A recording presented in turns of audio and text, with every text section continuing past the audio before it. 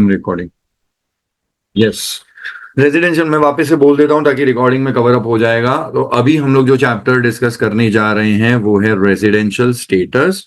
Residential status जब भी हमको निकालना होता है तो ये अलग अलग कैटेगरी ऑफ पर्संस का रेजिडेंशियल स्टेटस निकाला जाता है। पर्संस में होता है इंडिविजुअल, जिसको हम इंसान बोलते हैं, आपकी और मेरी तरह। उसके बाद HUF, partnership firm, company, AJP, AOP, BOI, ये सारे सारे होते हैं। लेकिन सबसे ज्यादा हैवी होता है इंडिविजुअल, इंसान का रेजिडेंशियल स्टेटस निकालना। अगर इसका रेजिडेंशियल स्टेटस आपको निकालना है इंसान का तो दो कैटेगरीज में होता है। पहली बात, इंसान के लिए रेजिडेंशियल स्टेटस में आपको यह देखना है कि पहली बात वो रेजिडेंट है या फिर नॉन रेजिडेंट है। तो रेजिडेंट है एक कहानी अलग हो जाएगी, और नॉन रेजिडेंट है तो वो कहानी अलग हो जाएगी। लेकिन रेजिडेंट के अंदर भी आपको फिर और एक बाइफर्केशन देखने को मिलता है, जिसको बोला जाता है resident and ordinarily resident in India. Okay, तो अगर इसके शॉर्ट फॉर्म को रखा जाए तो इसको बोला जाता है ROR, and that is how इसको हमेशा हम लोग शॉर्ट फॉर्म में लिखते हैं और बोलते हैं ROR। फिर अगर कोई व्यक्ति होता है जो कि रेजिडेंट तो है but category 2, he is resident but he is not ordinarily resident in India, इसको इस तरीके से बोला जाता है not ordinarily resident in India, and therefore इसको बोला जाता है RNOR। एंड लास्टली, अगर कोई व्यक्ति रेजिडेंट ही नहीं है तो फिर बात खत्म, बन जाता है वो NR। मैं एक बात अभी क्लियर कर देता हूं कि अगर रेसिडेंट है, अगर रेसिडेंट है तो फिर आगे जाके चेक करना है आपको कि वो रेसिडेंट है, तो फिर रेसिडेंट होने के साथ साथ क्या वो ऑर्डिनरी रेसिडेंट है, या फिर रेसिडेंट होने के साथ साथ वो नॉट ऑर्डिनरी रेसिडेंट है। नॉन रेजिडेंट नाम के व्यक्ति के लिए ऑर्डिनरी नॉट ऑर्डिनरी वाला फंडा एप्लीकेबल ही नहीं होता। ओके, सो आपने इन बातों का ध्यान यहाँ पे देना चाहिए। इस तरीके से मैं आपको ये पूरा क्लियर यहाँ पे डेटा करके दे दिया। ओके, सो ये वाला पॉइंट आपको मैंने जो करवाया, क्या आप इस पॉइंट से सहमत हो? हाँ सर। Okay, yes sir.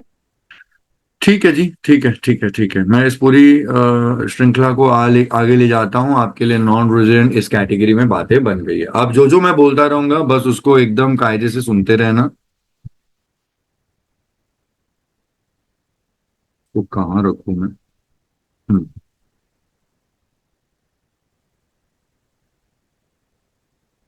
मेरी बात को बहुत एकदम प्यार से सुनते रहना। कुछ कंडीशंस होती है जो आपको कंप्लाई करनी होती है।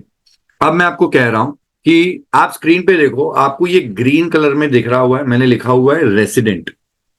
तो अगर आपको फाइंड आउट करना है कि कोई व्यक्ति इंडिया का रेसिडेंट है या नहीं है, तो रेसिडेंट है या नहीं है ये फाइंड आउट करने के लिए आपके पास में दो कंडीशंस है। एक है कंडीशन जिसको मैं बोलता हूं BC1, बेसिक कंडीशन 1। दूसरी होती है BC2, जिसको मैं बोलता हूं, सॉरी BC2 जिसको मैं बोलता हूं बेसिक कंडीशन 2। तो अगर व्यक्ति ने BC1 कंप्लाई कर दिया या BC2 कंप्लाई कर दिया और तो या तो आप BC1 कंप्लाई कर लीजिए या फिर आप BC2 कंप्लाई कर दीजिए।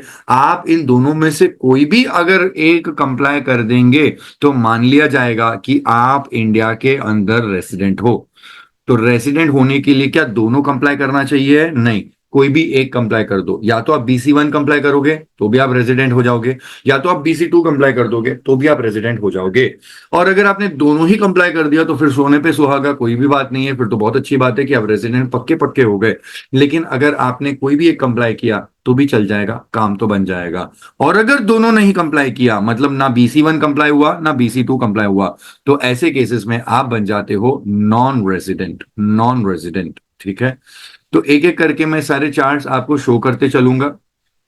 ठीक है जी, यहाँ पे रेजिडेंशियल स्टेटस के लिए मैंने कुछ चीजें बना रखी हैं, मैं ढूंढ ढूंढ के आपको शो करते रहूंगा।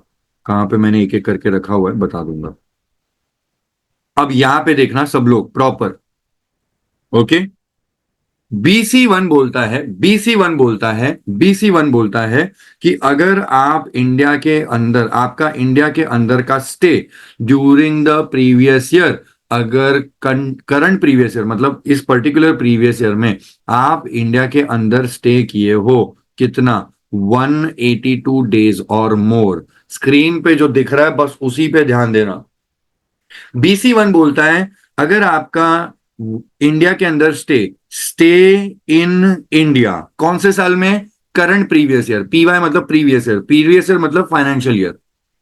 तो जो भी पर्टिकुलर फाइनेंशियल ईयर है उस पर्टिकुलर फाइनेंशियल ईयर या जिसको DT के अंदर हम लोग प्रीवियस ईयर बोलते हैं, उस पर्टिकुलर प्रीवियस ईयर के अंदर अगर आपका stay in India 182 days exactly या फिर मोर देन 182 डेज है तो फिर आप कहलाए जाओगे रेसिडेंट। आपने BC1 कंप्लाई कर दिया और आप कहलाए जाओगे रेसिडेंट।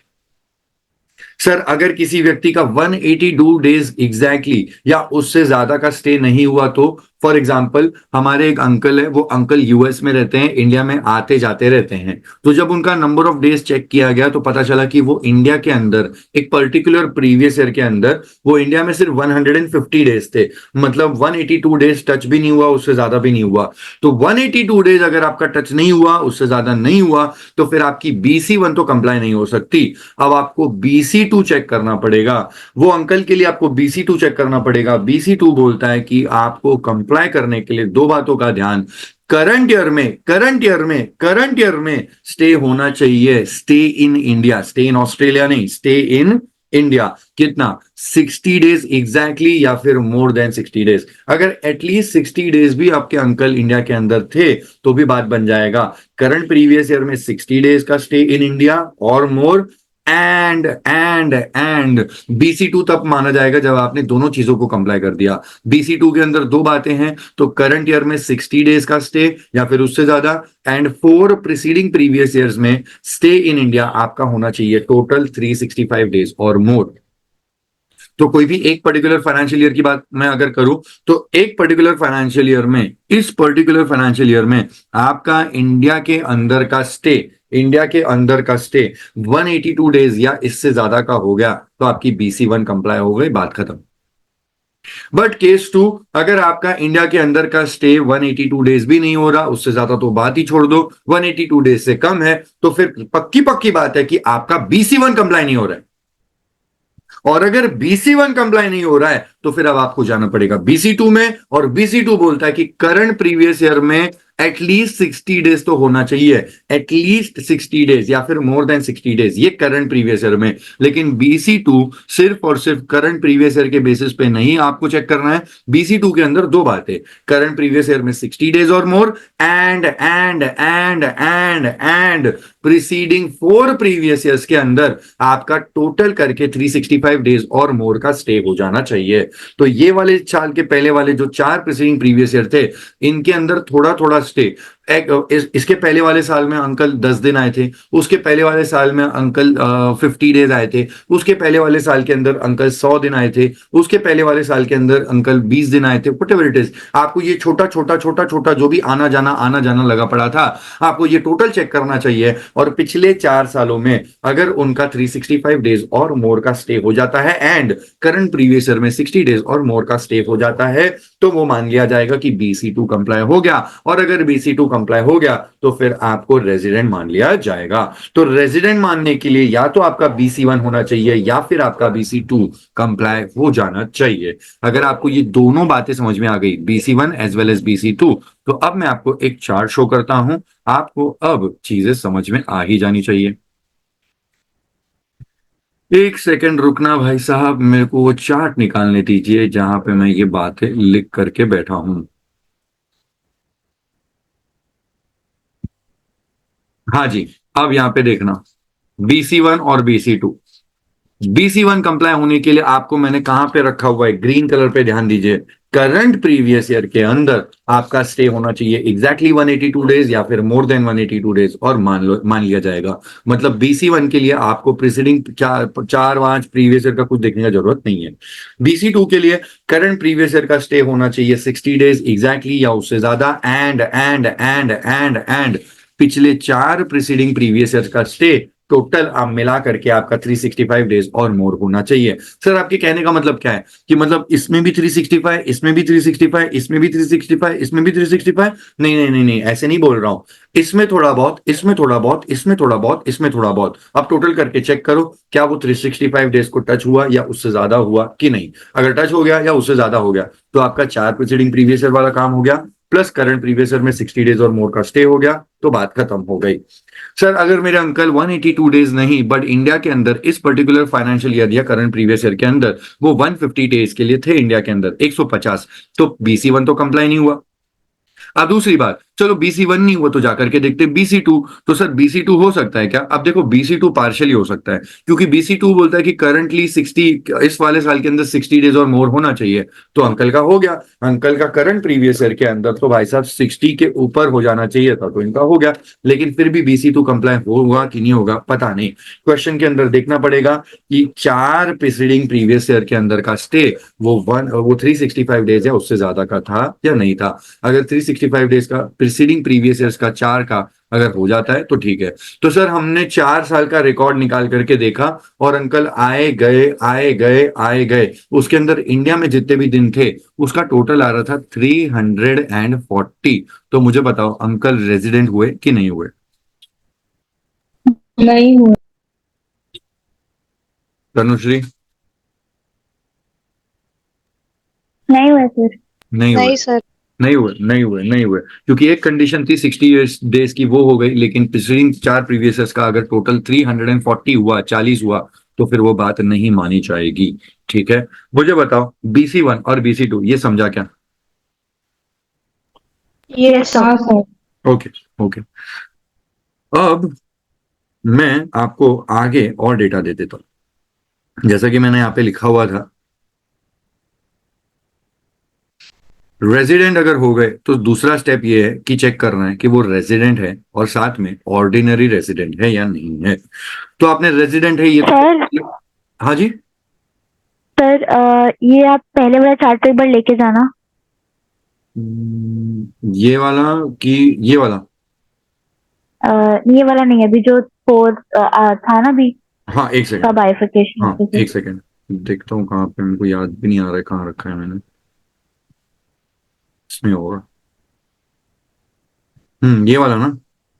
हाँ इसमें जैसे बोला है BC2 में कि 365 डेज से ज्यादा और करंट फाइनेंशियल ईयर, सॉरी हाँ करंट प्रीवियस ईयर में हाँ आपका 60 डेज या फिर उससे ज्यादा। हाँ जी। तो अगर 365 डेज में ये जो काउंट है, तो मतलब कैसे इंसान काउंट करेगा कि वो 4 प्रीवियस सालों में इतना रहा? मतलब स्टार्टिंग से कोई एक एक्चुअल डेटा तो नहीं रहेगा ना कि वो महीने मतलब पूरे साल में कितने दिन रहा।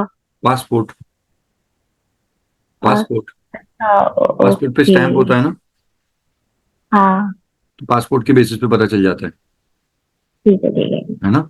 ठीक है, अंडरस्टूड। हाँ हाँ जी, ओके ओके। तो वो पॉइंट ऑफ व्यू से हो जाता है क्लियर। अब चलो जी यहाँ पे जाकर के हम बात करते हैं कि अगर कोई व्यक्ति यहाँ पे, यहाँ अगर कोई व्यक्ति, चलो मान लिया कि अंकल हमारे जो थे उनका करंट प्रीवियस ईयर में स्टे जो था वो 200 डेज का था, फिर तो बात ही खत्म हो गई, फिर तो वो रेजिडेंट बन गए पहले वाली बीसी वन के हिसाब से। चलो मान लिया कि चलो 200 नहीं था, 150 था, और हमने फिर 150 था तो बीसी टू कंप्लाई करने की कोशिश की, और बाद में पता चल गया कि यस प्रीसीडिंग 4 प्रीवियस ईयर्स का जब टोटल चेक किया गया तो अंकल का प्रीसीडिंग 4 प्रीवियस ईयर का जो स्टे था वो 400 डेज था। तो फिर बात तो पक्की हो गई भाई, करंट प्रीवियस ईयर के अंदर हम लोग को चेक करना था 60 डेज और मोर, और वो तो 150 डेज के लिए थे, एंड 4 प्रीसीडिंग प्रीवियस ईयर के अंदर टोटल करके हो जाना चाहिए 365, और वो तो 400 था, तो मैच हो गया बीसी टू के हिसाब से वो हो गए रेजिडेंट। तो या तो बीसी वन या BC two whatever it is, अगर वो हो ही जाते हैं तो हमारे लिए स्टेप 2 बन जाता है ये चेक करना कि वो ऑर्डिनरी रेजिडेंट है या नॉट ऑर्डिनरी है। अब ऑर्डिनरी है या नहीं है उसके लिए आपको 2 कंडीशंस देखनी पड़ती है, एंड भाई साहब ये दोनों कंडीशंस में आपके पास में AC1 एंड AC2 है, AC1 एंड AC2 है, AC1 additional condition 1, AC2 additional condition 2। And sir ji यहां पे आप देख लीजिए कि आपको एंड बोला है, मतलब आपका AC1 as well as AC2 दोनों कंप्लाई होना चाहिए, सो एज टू इंश्योर कि वो ऑर्डिनरी रेजिडेंट है या नहीं है। तो सर अगर BC1 हो गया बट अगर सिर्फ और सिर्फ AC1 हुआ, AC2 नहीं हुआ, तो क्या हो जाएगा? फिर वो बन जाएंगे resident but not ordinary. Sir अगर BC1 या BC2 कुछ भी हो जाता है और AC1 नहीं, सिर्फ AC2 हुआ, तो क्या होगा? तो भी वो कहलाए जाएंगे resident and not ordinary resident. और अगर उसका BC1 या BC2 होता है लेकिन AC1 भी नहीं हुआ, AC2 भी नहीं हुआ, तो भी भाई साहब वो कहलाए जाएंगे रेसिडेंट बट नॉट ऑर्डिनरी। क्योंकि ऑर्डिनरी बनने के लिए ROR, रेसिडेंट एंड ऑर्डिनरी बनने के लिए उनको AC1 as well as AC2 दोनों कंप्लाई करना चाहिए। और AC1 की कंडीशन तो बड़ी सिंपल सी है। AC1 आपको ठीक ऊपर वाले की झलक देता है।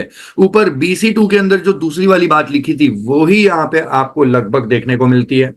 BC2 का सेकंड पॉइंट बोलता है कि प्रीसीडिंग 4 प्रीवियस ईयर में जाकर के देखो और टोटल प्रीसीडिंग 4 प्रीवियस ईयर्स का स्टे इन इंडिया होना चाहिए 365 और मोर। और AC1 बोलता है कि पिछले 7 साल का प्रीसीडिंग प्रीवियस ईयर्स का जो स्टे इन इंडिया है वो 730 डेज और मोर का होना चाहिए। अब यहां पे आपके लिए याद करने के लिए बड़ा मस्त पॉइंट है। अब अगर आप यहां पे देखते हैं 365 का डबल करेंगे तो ये परफेक्ट एक फिगर मिलता है। 365 का डबल हो जाता है 730। और उस लॉजिक से ये 4 का डबल बन जाना चाहिए 8, तो ये एकदम याद करने में आसानी हो जाती। बट यहाँ पे थोड़ा सा एक्ट बनाते वक्त इन्होंने उस पॉइंट को कंसिडर ना करते हुए इन्होंने अपना पर्सनल लॉजिक लगा करके एक्ट में रखा हुआ। इन्होंने बोला कि भाई अगर आपको AC1 देखना है तो यहाँ पे होगा 7 प्रीसीडिंग प्रीवियस ईयर्स और यहाँ पे 365 का डबल 730 डेज। तो AC1 कंप्लाई करने के लिए आपको देखना चाहिए कि प्रीसीडिंग 7 प्रीवियस ईयर्स के अंदर इंडिया के अंदर का स्टे अगर 730 डेज एग्जैक्टली या फिर उससे ज्यादा है तो मान लिया जाएगा कि आपकी AC1 कंप्लाई हो गई। अब AC1 कंप्लाई होने से कुछ नहीं होगा, आपको AC1 as well as AC2 दोनों कंप्लाई करना चाहिए। और AC2 के लिए मैं आपको एक बात कह दूं कि आप अगर देखते हैं AC2 में तो आपको पिछले कितने सालों का रिकॉर्ड देखना पड़ेगा। तो आपको प्रीसीडिंग 10 प्रीवियस ईयर्स का रिकॉर्ड देखना पड़ेगा। और प्रीसीडिंग 10 प्रीवियस ईयर्स का रिकॉर्ड देखने के लिए आपको वो 10 सालों में जाकर के देखना क्या है, आपको देखना है कि वो इंडिया में रेजिडेंट था या नहीं था। अब तक आप देख रहे थे कि उसका इंडिया में स्टे कितने नंबर ऑफ डेज के लिए था, काउंट काउंट देख रहे थे आप कितने नंबर ऑफ डेज का स्टे था। बट आप AC2 में जाते हैं तो आपको पहली बात तो बोला जाता है कि प्रीसीडिंग 10 प्रीवियस ईयर्स का डेटा देखो और प्रीसीडिंग 10 प्रीवियस ईयर्स में ये देखो कि वो कोई भी 2 साल में रेसिडेंट थे या नहीं थे। अब आपको क्लियरली पता है कि किसी भी व्यक्ति को अगर रेजिडेंट को घोषित करना है तो उसके लिए इनकम टैक्स वालों ने बोला है कि आपका BC1 या BC2 कंप्लाई हो जाएगा तो आप रेसिडेंट हो। तो आपने अब चीजों को इस तरीके से समझना, आपने देखना चाहिए कि ये वाला मेरा पर्टिकुलर करंट प्रीवियस ईयर अगर है, if this is my current previous year, तो मुझे इसके पहले 10 प्रीसीडिंग प्रीवियस ईयर्स में जाना, 10 PPY में जाना और 10 PPY में मुझे 10 साल चेक करने।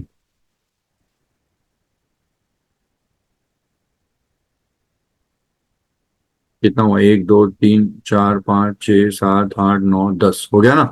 अगर इनमें से कोई भी 2 साल के अंदर अगर आपकी BC1 या BC2 कंप्लाई हो जाती है तो आप मान लिए जाएंगे कि आप रेसिडेंट है। तो सर जी अगर मैं यहां पे यूं लिख दूं कि अंकल का इस वाले साल में BC1 कंप्लाई हो गया था और इस वाले साल में अंकल जी का BC2 कंप्लाई हो गया था, तो बेटा जी इस वाले साल में वो बन गए रेजिडेंट और इस वाले साल में वो बन गए रेजिडेंट, हो गया AC2 कंप्लाई हो गया। AC2 कंप्लाई करने के लिए यहां पे BC1 भी नहीं हुआ, BC2 भी नहीं हुआ, यहां पे कुछ भी नहीं हुआ, यहां पे कुछ भी नहीं हुआ, यहां पे कुछ भी नहीं हुआ, यहां पे कुछ भी नहीं हुआ, कुछ भी नहीं कुछ भी नहीं कुछ भी नहीं। मतलब ना BC1 हो रहा था ना BC2, ना BC1 ना BC2, ना BC1 ना BC2। बट इस वाले साल के अंदर जाकर के देखा तो यहां पे अंकल का BC1 कंप्लाई हो गया। मतलब यहां पे अंकल जी का जो स्टे था वो 182 डेज या उससे ज्यादा का था और यहाँ पे BC2 कंप्लाई हो गया। मतलब यहाँ पे अंकल जी का स्टे जो है वो 182 नहीं, सॉरी यहाँ पे कितना था, 60 डेज और मोर इस करंट प्रीवियस ईयर में था, करंट प्रीवियस ईयर मतलब ये वाला, एंड 365 डेज और मोर का स्टे उनका 4 PPY में था। और अगर अंकल की ये दोनों कंडीशंस कंप्लाई हो गए, मतलब इस वाले साल में भी वो BC1 या BC2 कंप्लाई करके बैठे थे, और यहाँ पे भी, तो ऐसे केस में उनकी AC2 भी कंप्लाई हो गई। और अगर AC2 भी कंप्लाई हो गई तो मान लिया जाएगा कि AC1 as well as AC2 मान हो गया, तो फिर वो बन जाएंगे resident and ordinary resident. Done. Yes sir. Okay. Yes. Okay, तो आपने अब जाकर के इधर देख लेना चाहिए, और आपने इस डायग्राम को अपने भेजे में एकदम फिट कर लेना चाहिए।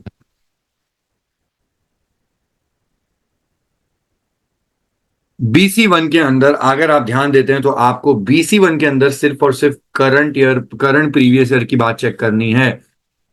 BC2 आपको एक हाइब्रिड मॉडल की तरह है, मतलब आपको वहां पे करंट प्रीवियस ईयर भी देखना है और आपको प्रीसीडिंग प्रीवियस ईयर्स भी देखने हैं। अगेन AC1 और AC2 ये लोग आपसे करंट प्रीवियस ईयर की बात नहीं करते, ये लोग आपसे सिर्फ प्रीसीडिंग प्रीवियस ईयर की बात करते हैं। तो ये आपके दिमाग में डेटा फिट करो कि कौन से ऐसे केसेस है जहां पे क्या कुछ देखना पड़ता है। तो BC1 आपसे सिर्फ और सिर्फ करंट प्रीवियस ईयर की बात करता है, BC2 आपसे current as well as preceding previous year की बात करता है, एंड AC1 AC2 ये आपसे सिर्फ और सिर्फ प्रीसीडिंग प्रीवियस ईयर की बात करते हैं। अब अगर आपको ये पूरा डेटा समझ में आ गया है तो इसमें और एक आपको ध्यान देना चाहिए कि भाई BC1 BC2 एंड AC1 ये आपसे स्टे की बात करते हैं। Stay stay stay stay, what is the number of days of stay in India? And mind you, minimum उससे ज्यादा हुआ तो अच्छी बात है, एटलीस्ट 182 होना चाहिए, एटलीस्ट 60 होना चाहिए, एटलीस्ट 365 होना चाहिए, एटलीस्ट 730 डेज का स्टे होना चाहिए। स्टे किधर? ऑस्ट्रेलिया? नहीं नहीं, स्टे इन इंडिया। एंड दूसरा पॉइंट ऑफ डिफरेंशिएशन की आपको जो AC2 है, मतलब आपकी जो फोर्थ वाली चीजें होती है, वो वहां पे आपको रेजिडेंट हो कि नहीं हो इंडिया के अंदर, वो पॉइंट देखने को कहा जाता है। तो वो लोग बोलते हैं कि भाई साहब बताओ कि वो व्यक्ति इतने इतने सालों के अंदर इंडिया में रेसिडेंट था या नहीं था, और मिनिमम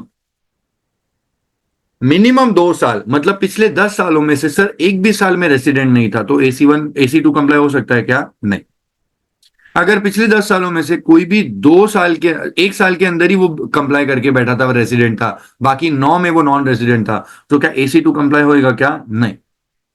और सिर्फ 2 में कंप्लाई हो गया या 2 से ज्यादा हो गया, मतलब 2 साल या 2 से ज्यादा साल में वो रेसिडेंट था, तो फिर भाई AC2 तो कंप्लाई हो ही गया। अब आपको उस तरीके से चेक करके देख लेना चाहिए, AC1 और AC2 दोनों हो गया, तो आप बन जाते हो रेसिडेंट एंड ऑर्डिनरी रेसिडेंट। दूसरी बात, अगर आप नंबर ऑफ इयर्स की श्रृंखला को देखोगे तो आपको BC2 में दिखते हैं 4 साल, फिर नीचे गए AC1 में तो दिखे 7 साल, और उसके नीचे गए तो बन गए 10 साल। तो ये हायरार्की बना करके रखना, इसको कॉपी में बनाना मतलब बहुत अच्छी बात होती है, आपको कभी कभी इमेजेस याद आ जाती है। Okay, yes sir.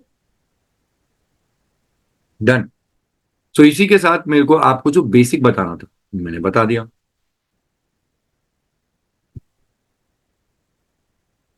चलो जी, अब ये देखो, अपना दिमाग दौड़ाओ थोड़ा सा।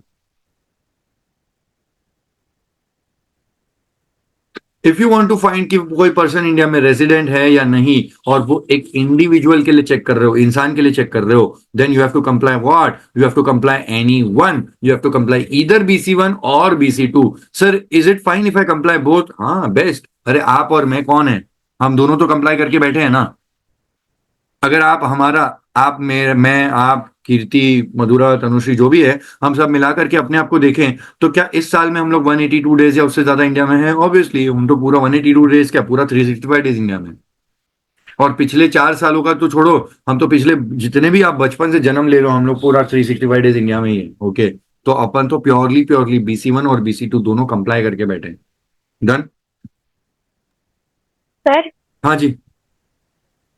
सर मैं एक एग्जांपल देना चाहूंगी, वो मेरे को थोड़ा मतलब थोड़ा प्रैक्टिकल नॉलेज चाहिए कि मेरे भैया फ्रांस में रहते हैं। कहाँ पे रहते तो हैं? फ्रांस। ओके। तो वो मतलब इंडिया विजिट करते हैं 2 सालों में या 3 सालों में ऐसा, तो क्या वो रेजिडेंट हुए इंडिया के? नहीं तो फिर अगर 2 सालों में एक बार आते हैं तो पहली बात तो हर साल के लिए चेक करना पड़ता है रेजिडेंशियल स्टेटस। सो उनका वो हर, सिर्फ ऑफिस पर्पज के लिए ही रेसिडेंट मतलब फ्रांस में है, मतलब उनका घर वर सब कुछ इंडिया में ही है। नहीं नहीं उससे कोई फर्क नहीं पड़ता है। वो फ्रांस में किस रीजन से है? सीए कर रहे हैं, सॉरी सीए में कर रहे हैं, टीसीएस में। अच्छा मतलब जॉब ही कर रहे हैं ना कोई। हाँ हाँ। हाँ तो अगर कोई पर्सन इंडिया के बाहर जॉब करने जाता है तो उसकी कहानी अब भी थोड़ी देर में आपको देखने को मिलेगी। बेटर है आप एक 5 मिनट रुक करके मेरे से बात करो, आपको बेटर पर्सपेक्टिव मिलेगा। Okay sir. रुक जाओ थोड़ी देर, आपको बेटर पर्सपेक्टिव मिलेगा। उनका एग्जाम्पल आपको अभी बताना बेटर नहीं रहेगा। उनके अलावा अगर आपको कोई दूसरा एग्जाम्पल पूछना है तो आप पूछ लीजिए। उनके पॉइंट ऑफ व्यू से जो आपको एग्जाम्पल बनाना है या अपने को बात करनी है वो भी अपने को नेक्स्ट 15 मिनट आधे घंटे में समझ में आ जाएगा। तो सर डन। जैसे अक्षय कुमार है वो भी तो दो कंट्री का है ना, मतलब रेसिडेंट, नहीं तो जैसे आप कनाडा और देखो, इंडिया। नहीं नहीं आप देखो, आप ना एक्ट ही चेंज कर रहे भाग रहे हो। इनकम टैक्स एक्ट आपको क्या बोलता है? Resident, resident in India as per the income tax act. अभी आप उसको बोलोगे कि वो दूसरी कंट्री का सिटीजन है तो holding citizenship is of no use for income tax act. आप कहाँ के सिटीजन हो ये वर्ड ही मेरे लिए काम का नहीं है अगर मैं इनकम टैक्स एक्ट की बात कर रहा हूं तो। और आप फेमा के हिसाब से रेजिडेंट हो, कंपनीज एक्ट के हिसाब से हो, मेरे को उससे कोई फर्क नहीं पड़ता है। इनकम टैक्स एक्ट में अगर आपको रेजिडेंशियल स्टेटस चेक करना है तो ये रूल है। अब आप फेमा का पॉइंट ऑफ व्यू अलग कर दो, अब उसका पासपोर्ट अलग देख लो, उसका सिटीजनशिप अलग देख लो, उससे मुझे कोई फर्क नहीं पड़ता है। इंडिया के अंदर इनकम टैक्स के हिसाब से आप रेसिडेंट हो कि नहीं हो उसका ये लॉजिक है, बाकी कोई आपका लॉजिक काम नहीं करेगा for income tax act. Okay sir. Okay. तो इंडिया के अंदर आपको रेजिडेंट है कि नहीं है वो दो ही चीजों से समझ में आता है। इनफैक्ट एक ही चीज लगती है basically, that is the number of days you stay in India, that's it.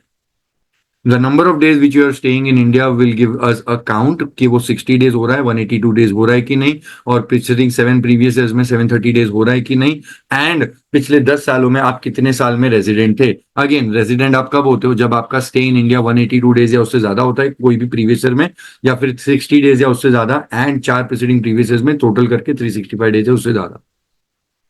Okay. Yes sir. अब आप ये देख लीजिए कि भाई साहब आपको अगर रेजिडेंट किसी इंडिविजुअल को बनाना है तो आपने क्या चेक करना चाहिए? आपने चेक करना चाहिए BC1 या BC2। तो आप और मैं तो दोनों कंप्लाई करके बैठे हैं तो भाई सोने पे सुहागा, पहला वाला पॉइंट देखो। क्या BC1 कंप्लाई हो रहा है? यस। क्या दोनों दूसरा हो रहा है? यस। तो परफेक्टली आप क्या बन गए? रेजिडेंट। केस 2, अगर BC1 कंप्लाई हुआ, BC2 कंप्लाई नहीं हो गया, कोई फर्क नहीं पड़ता है, फिर भी आप क्या बन गए? रेजिडेंट। केस 3, आपका BC1 नहीं हो रहा है, BC2 हो रहा है, कोई फर्क नहीं पड़ता है, फिर भी आप क्या बन गए? रेजिडेंट। केस 4, BC1 भी नहीं हो रहा है, BC2 भी नहीं हो रहा है, KTBB खत्म, टाटा बाय बाय, आप बन गए non resident. Done. Yes sir.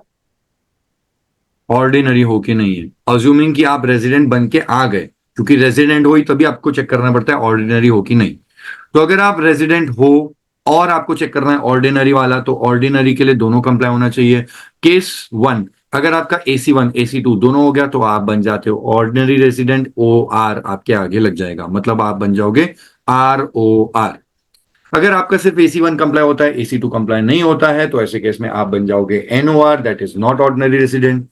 Case 3 में भी यही गड़बड़ है, AC1 नहीं हुआ, AC2 हो गया, घंटा कोई फर्क नहीं पड़ता है, आप रहोगे NOR। एंड लास्टली दोनों कंप्लाई नहीं हुआ तो भी कोई फर्क नहीं पड़ता है, आप बनोगे NOR, not ordinary resident. We done with this. Sir बोल। सर अभी BC1 और BC2 में अगर फॉल करते हो बट AC1 AC2 नहीं है, तो ऐसे कौन से लोग होते हैं सर? कई सारे लोग हो सकते हैं। सब एग्जाम्पल अरे, बता अरे दो। भैया का ही पॉइंट ऑफ व्यू ले ले, अगर भैया अभी 10 साल से आए ही नहीं, इंडिया ही नहीं आए, तो ना उनका AC1 होगा ना AC2 होगा। ओके। ठीक है। या आए थे बट हम्म। उनका वो 2 साल में कोई भी रेजिडेंट नहीं हो रहा था। ओके, तो 10 साल से वो फ्रांस में ही है। फाइनली उनको ऐसा लगा कि यार देश की मिट्टी मेरे को याद कर रही है, मेरे को देश जाना है, मुझे अपने इंडिया जाना है, मैं सारा सब छोड़ रहा हूँ, मेरे को वापस अपने घर पहुंचना है, मेरे को देश जाना है, मेरे को इंडिया जाना है। And now he is permanently in India. If he is permanently in India, तो फिर इनका 182 डेज या मोर से BC1 कंप्लाई हो जाएगा, रेजिडेंट हो जाएंगे।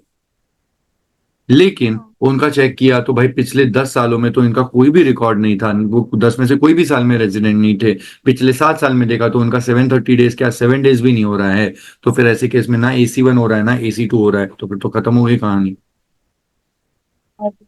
ओके, हम्म। डन। चलो जी, यहाँ देखो, अगर आपके लिए कोई व्यक्ति रेजिडेंट बन ही गया, रेजिडेंट कैसे बनेगा? रेजिडेंट बनता है BC1 या BC2 कंप्लाई करने से।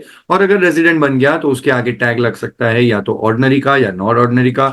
आपको पता है ऑर्डिनरी कब बनेगा? जब AC1 या AC2 दोनों कंप्लाई हो जाएगा, और दोनों में से कुछ भी कंप्लाई नहीं हुआ या दोनों नहीं हुआ तो आप नॉट ऑर्डिनरी बनोगे।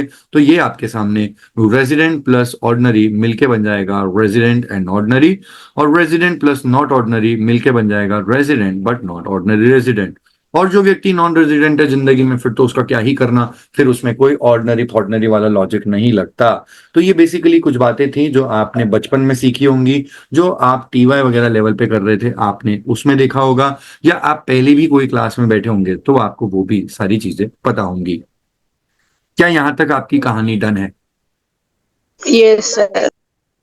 ओके।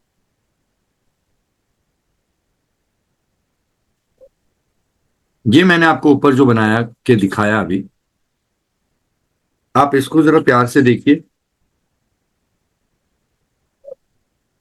बेसिक वाली चेकलिस्ट।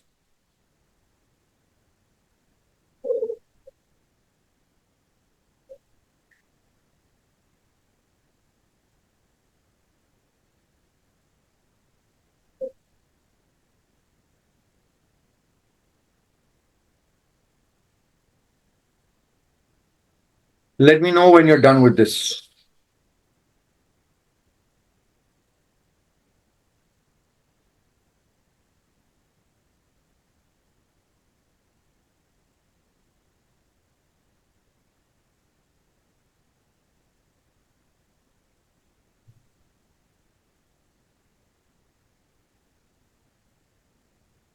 Done sir. Okay. कीर्ति, मधुरा, done? Yes sir. Okay, yes. ठीक। ये वही बात है, कुछ नहीं, चार्ट को थोड़ा बेटर तरीके से प्रेजेंट किया और कुछ नहीं है। ओके, वही है, पता है आपको ये।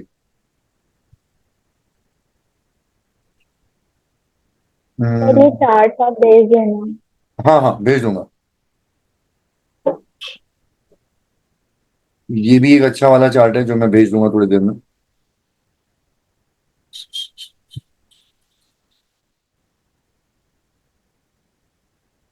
मैं ढूंढ रहा हूँ यार, मेरे को जो बताना है वो कहाँ पे। तो this is done, this is done. Comprehensive chart ये भेजूंगा थोड़ी देर में, कॉम्प्रिहेंसिव वाले भेजूंगा। ये ऑल इन वन चार्ट है, ये अभी नहीं समझ में आएगा, पहले मेरे को थोड़ा समझाना पड़ेगा।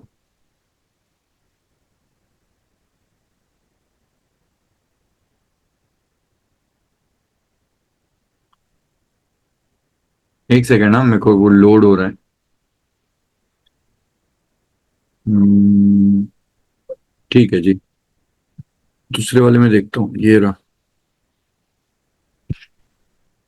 हम्म। अब यार, अब आती है बात पते की, ठीक है ना?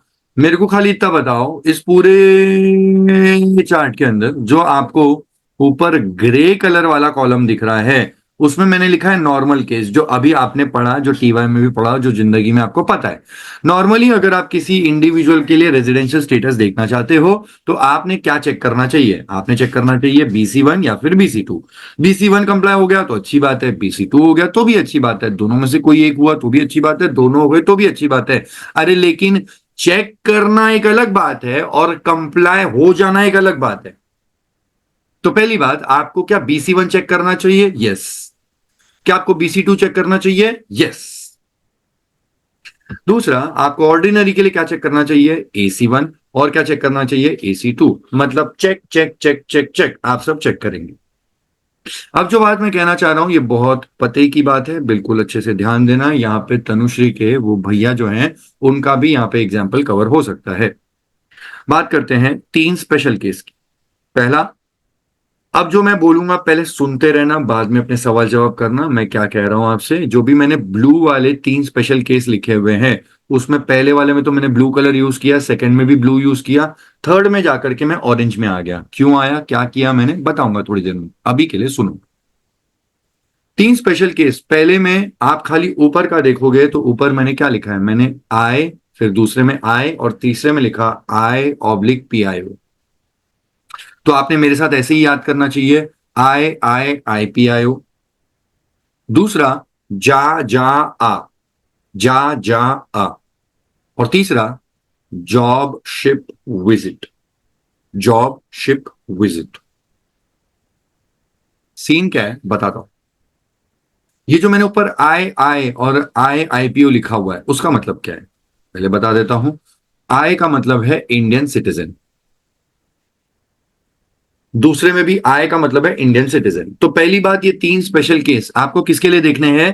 पहला वाला केस सिर्फ एक इंडियन सिटीजन के लिए, दूसरा वाला केस ये भी सिर्फ एक इंडियन सिटीजन के लिए, और तीसरा स्पेशल केस इसमें इंडियन सिटीजन भी हो सकता है और पर्सन ऑफ इंडियन ओरिजिन ये भी हो सकता है। पर्सन ऑफ इंडियन ओरिजिन का मतलब होता है कि जिसका ओरिजिन इंडिया है, या फिर मतलब बेटर वर्ड्स में अगर कहें तो जिसके ग्रैंड पेरेंट्स अनडिवाइडेड इंडिया में पैदा हुए थे, तो वो हो जाएगा पर्सन ऑफ इंडियन ओरिजिन। मेरी बात ध्यान से सुनना, मेरी बात ध्यान से सुनना। एक एक पर्सन है मिस्टर जॉन, वो ऑस्ट्रेलिया का है, ऑस्ट्रेलियन सिटीजन है। लेकिन मिस्टर जॉन बोलता है कि मेरे दादाजी ना 1930 में इंडिया में पैदा हुए थे, और इंडिया मतलब वो वाला इंडिया जो अनडिवाइडेड था। मतलब आज की तारीख में बांग्लादेश भी ले लो, पाकिस्तान भी ले लो, ठीक है, ये दोनों मिला लो, तो हम लोग पहले सब मिलजुल के थे। तो पाकिस्तान जो है वो भी पहले इंडिया में ही था, और जो बांग्लादेश है वो भी पहले इंडिया में ही था। तो ये अनडिवाइडेड इंडिया है। अगर उस मिस्टर जॉन के ग्रैंड पेरेंट्स अनडिवाइडेड इंडिया में पैदा हुए थे तो मिस्टर जॉन कहलाया जाएगा PIO, person of Indian origin. Sir mister John अगर इंडिया के अंदर ही केरला में पैदा हुआ तो, अरे फिर तो वो इंडियन सिटीजन ही हो गया ना, फिर तो उसको आप आई बोल सकते हो सीधा, आई आई आई। जो व्यक्ति आई नहीं कहलाया जाएगा उसको अगर आपको यहां पे कवर अप करना है तो आपको कहां कवर करना चाहिए। तो जो व्यक्ति आए नहीं है तो वो फॉरेन सिटीजन हो गया, फॉरेन सिटीजन हो गया तो उसको ये वाला बेनिफिट भी नहीं मिलेगा, ये भी नहीं मिलेगा, ये भी नहीं मिलेगा, क्योंकि ये सिर्फ और सिर्फ इंडियन सिटीजन के लिए। हाँ, थर्ड वाला उसको मिल सकता है क्योंकि इवन दो वो खुद इंडियन सिटीजन नहीं है लेकिन वो एक पर्सन ऑफ इंडियन ओरिजिन हो सकता है अगर वो ये बता दे कि उसके जो दादाजी थे या दादी थी, मतलब मम्मी के साइड वाले दादा दादी हो गए, सॉरी पप्पा के साइड वाले दादा दादी होते ग्रैंड पेरेंट्स, और मम्मी के साइड वाले नाना नानी होते ग्रैंड पेरेंट्स। अगर उसके, अब वो मैटरनल ग्रैंड पेरेंट्स, मैटरनल मतलब मम्मी के साइड के, मैटरनल ग्रैंड पेरेंट्स मतलब नाना नानी, या फिर पैटर्नल ग्रैंड पेरेंट्स मतलब पप्पा के साइड वाले मतलब दादा दादी, तो उसके ग्रैंड पेरेंट्स अगर अनडिवाइडेड इंडिया में पैदा हुए थे तो इवन दो वो खुद एक फॉरेन सिटीजन है, उसको एक बेनिफिट किया जाता है, उसको बोला जाता है कि आप फॉरेन सिटीजन हो बट मोर ओवर आपका ओरिजिन इंडिया है, आपके ग्रैंड पेरेंट्स इंडिया के हैं, तो हो जाता है PIO, person of Indian origin. तो ये 3 आपको स्पेशल केस मिल गए। पहला स्पेशल केस सिर्फ इंडियन सिटीजन के लिए, दूसरा स्पेशल केस सिर्फ इंडियन सिटीजन के लिए, तीसरा स्पेशल केस एक इंडियन सिटीजन को भी मिल सकता है या फिर एक पर्सन ऑफ इंडियन ओरिजिन को भी मिल सकता है। दूसरा, आपको यह भी चेक करना चाहिए कि IIPIO के बाद में जा जा आ है, मतलब पहले वाले जो 2 ब्लू केसेस है वहां पे बेनिफिट तब दिया जाएगा जब इंडियन सिटीजन जा रहा है, इंडिया से जा रहा है। और उसके नीचे आप देखो तो एक में लिखा हुआ है जॉब और दूसरे में लिखा हुआ है शिप।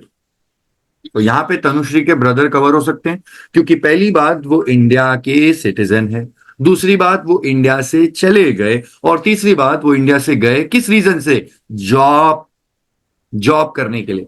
अच्छा, मैं यहाँ पे जॉब लिख रहा हूं, इसका मतलब ये नहीं है कि सिर्फ जॉब ही। मेरा यहाँ पे लिखने का मतलब क्या है, मैं इसको नीचे एक्सप्लेन कर दूंगा। जॉब मतलब आप इंडिया के बाहर जा रहे हो फॉर अर्निंग। अब वो जॉब भी होगा तो भी चलेगा, और बिजनेस जाके करने वाले हो तो भी चलेगा। अरे डन है क्या? Yes sir. दूसरा कैटेगरी, आप इंडिया के बाहर जा रहे हो किसी शिप के मेंबर बन के, वेसल वेसल का क्रू बन करके। तो शिप के जो कैप्टन वगैरह होते हैं, या जो भी बाकी ऑफिसर्स होते हैं, वो जो शिप पे ज्वाइन करने वाले, अपना जॉब पे, अपना शिप पे सेलिंग करने के लिए जाने वाले, तो वो भी यहाँ पे कंसिडर कर लिए जाएंगे। लेकिन आप उसका रूट समझ लो, ये जाने वाला रूट है। अरे हम लोग बचपन में नहीं झगड़ लेते थे मम्मी से और बोलते थे कि मैं जा रहा हूं, अभी मेरे को आपने बहुत इतना मेरा बेइज्जती कर दिया, मैं जा रहा हूं, मैं जा रहा हूं, और आप जोश में घर से निकल जाते थे। ये जोश में गया है, ये इंडियन सिटीजन, ये इंडिया से गया है, गया है जोश में। जोश मतलब JOSH, JO से जॉब, SH से शिप,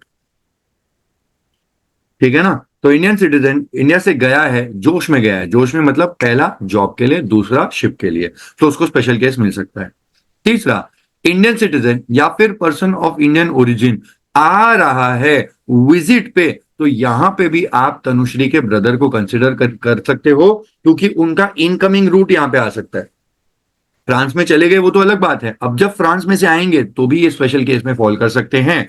इंडियन सिटीजन या फिर पर्सन ऑफ इंडियन ओरिजिन आ रहा है, आ रहा है किस रीजन के लिए? विजिट पे। विजिट मतलब ताजमहल देखने आ रहा है। विजिट मतलब उसको हार्ट में दर्द हो रहा है, पेन हो रहा है, उसको लग रहा है मुझे अपना हार्ट का बाईपास करवाना है। इंडिया में आके किसी हॉस्पिटल में, मुंबई में लीलावती हॉस्पिटल में उसकी बाईपास सर्जरी होने वाली है, उसके लिए आ रहा है। 1 महीने के बाद चला जाएगा। इंडिया में उसको आके अपना गांव देखना है कि मैं किस गांव में था, मैं कहां पढ़ाई करता था, वो स्कूल कैसा है, वो प्रिंसिपल वहीं पे है कि नहीं, वो हेडमास्टर जी कैसे हैं, वो सब देखने के लिए आ रहा है, चला जाएगा, कुछ दिन के लिए आया है। Visit, visit can be for any purpose, या तो मेडिकल रीजन के लिए आ रहा है, या फिर उसको अपना घर याद आ जाता है, या फिर XYZ रीजन, ताजमहल घूमने आ रहा है, किसी भी रीजन से आ रहा है, वो इंडिया के अंदर आ रहा है विजिट पे, तो उसको स्पेशल केस मिलेगा। स्पेशल केस अच्छी बात होती है, बताऊंगा थोड़ी देर में, सुन ले पहले, मेरी कान खोल के सुन ले बात। स्पेशल केस में कौन आएगा? इंडियन सिटीजन जा रहा है जॉब पे, स्पेशल केस मिल जाएगा। इंडियन सिटीजन जा रहा है शिप पे, स्पेशल केस मिल जाएगा। इंडियन सिटीजन या पर्सन ऑफ इंडियन ओरिजिन आ रहा है विजिट पे, स्पेशल केस मिलेगा। कंडीशन क्या है नीचे देख ले, TII is up to 15 lakh. पहली बात, TII क्या होता है? TII होता है टोटल इंडियन इनकम, और लिख के दे देता हूं, TII equals to total Indian income. TII equals to total Indian income, Indian income. Okay, so ये आपने समझना चाहिए। TII मतलब टोटल इंडियन इनकम। अगर किसी व्यक्ति की total Indian income up to 15 lakh है, सर एग्जैक्टली 15 लाख हुआ तो भी आ सकता है क्या? यस सर, 15 लाख से हुआ तो भी आ सकता है क्या? 15 लाख से कम हुआ तो भी आ सकता है क्या? यस। बट 15 लाख या उससे कम ही होना चाहिए, मतलब वो गरीब होना चाहिए। क्या बोला मैंने? गरीब, गरीब, गरीब, गरीब होना चाहिए, मतलब उसकी टोटल इंडिया वाली इनकम 15 लाख से ज्यादा की नहीं है। ओके, अब सुनना, बेनिफिट क्या है मेरे को बताओ एक बार के लिए। अगर आप रेजिडेंट हो जाते हो, तो मैं आपको बताता हूं आगे जाकर के, आपको शायद पता होगा या नहीं होगा, बट अगर आप रेजिडेंट हो जाते हो ना, तो आपको बोला जाता है कि आपकी सारी इनकम टैक्सेबल होगी।